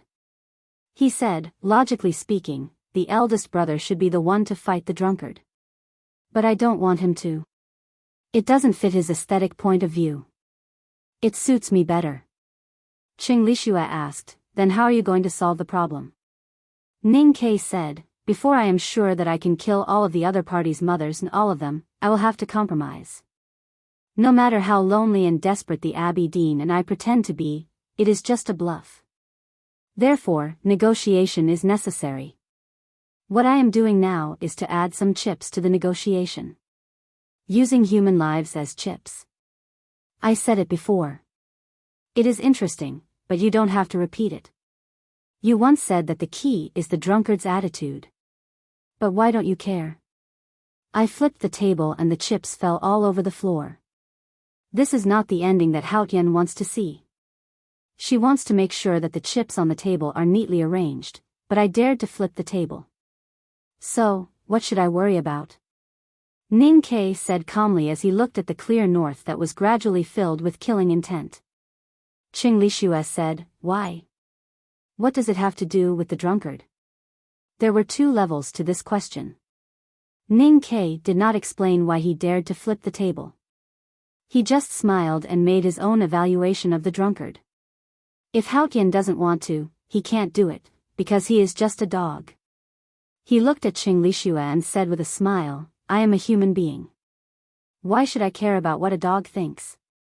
It was raining and the autumn palace was very cold. Li Yu sat by the window of the imperial study and kept silent for a long time. Then she said, since he said it has nothing to do with the imperial court, then it has nothing to do with the imperial court. Zheng Jing, the grand secretary, looked at her gradually thinning figure and said after a moment of silence, it is disgraceful to implicate and kill prisoners of war. Only he can bear the infamy. The Tang Empire is victorious because of the Academy, and the Academy is victorious because of the unscrupulous Ning Quebec. Li Yu turned to Zheng Jing and said, this is something that we should be glad about. If anyone in the imperial court dares to talk about this, all of you should know what to do. Zheng Jing sighed and said, of course. The autumn rain continued, and the autumn wind continued, rising and falling. The red and yellow leaves were soaked in the water until they became soft and almost seeped into the cracks of the bluestone slabs. The waiting went on. Ning Ke was still standing on the city wall, staring at the far north. He had been staring at the south a few days ago, but now he suddenly changed his direction. He said that the drunkard was a dog raised by Haotian, so he didn't care about what the drunkard thought. However, he really didn't care. Even if he was a dog, he was the fiercest dog, and he ran too fast. These days, the Tang Empire was still killing people in various states and prefectures. He calmly accepted all the infamy and responsibility, and only asked the imperial court to keep it a secret. He didn't want the proud Tangs to lose their pride because of this. At the same time, he didn't forget to let the hundreds of millions of people outside the Tang Empire know about this, because he wanted to spread fear. Death was the best way to spread fear. However, it took time and a medium to spread the news of death. So he chose some trustworthy people to do it. A few days ago, he chose Chu Yuxian and Chenqi, which meant that they would go to the West Hill Divine Palace to negotiate and frighten people along the way. No Tangs could refuse the Academy's arrangement, but their reactions were different. The night before Chenqi left, he played 3 games of Gamoku with his favorite concubine, and Chu Yuxian got drunk in the House of Red Sleeves.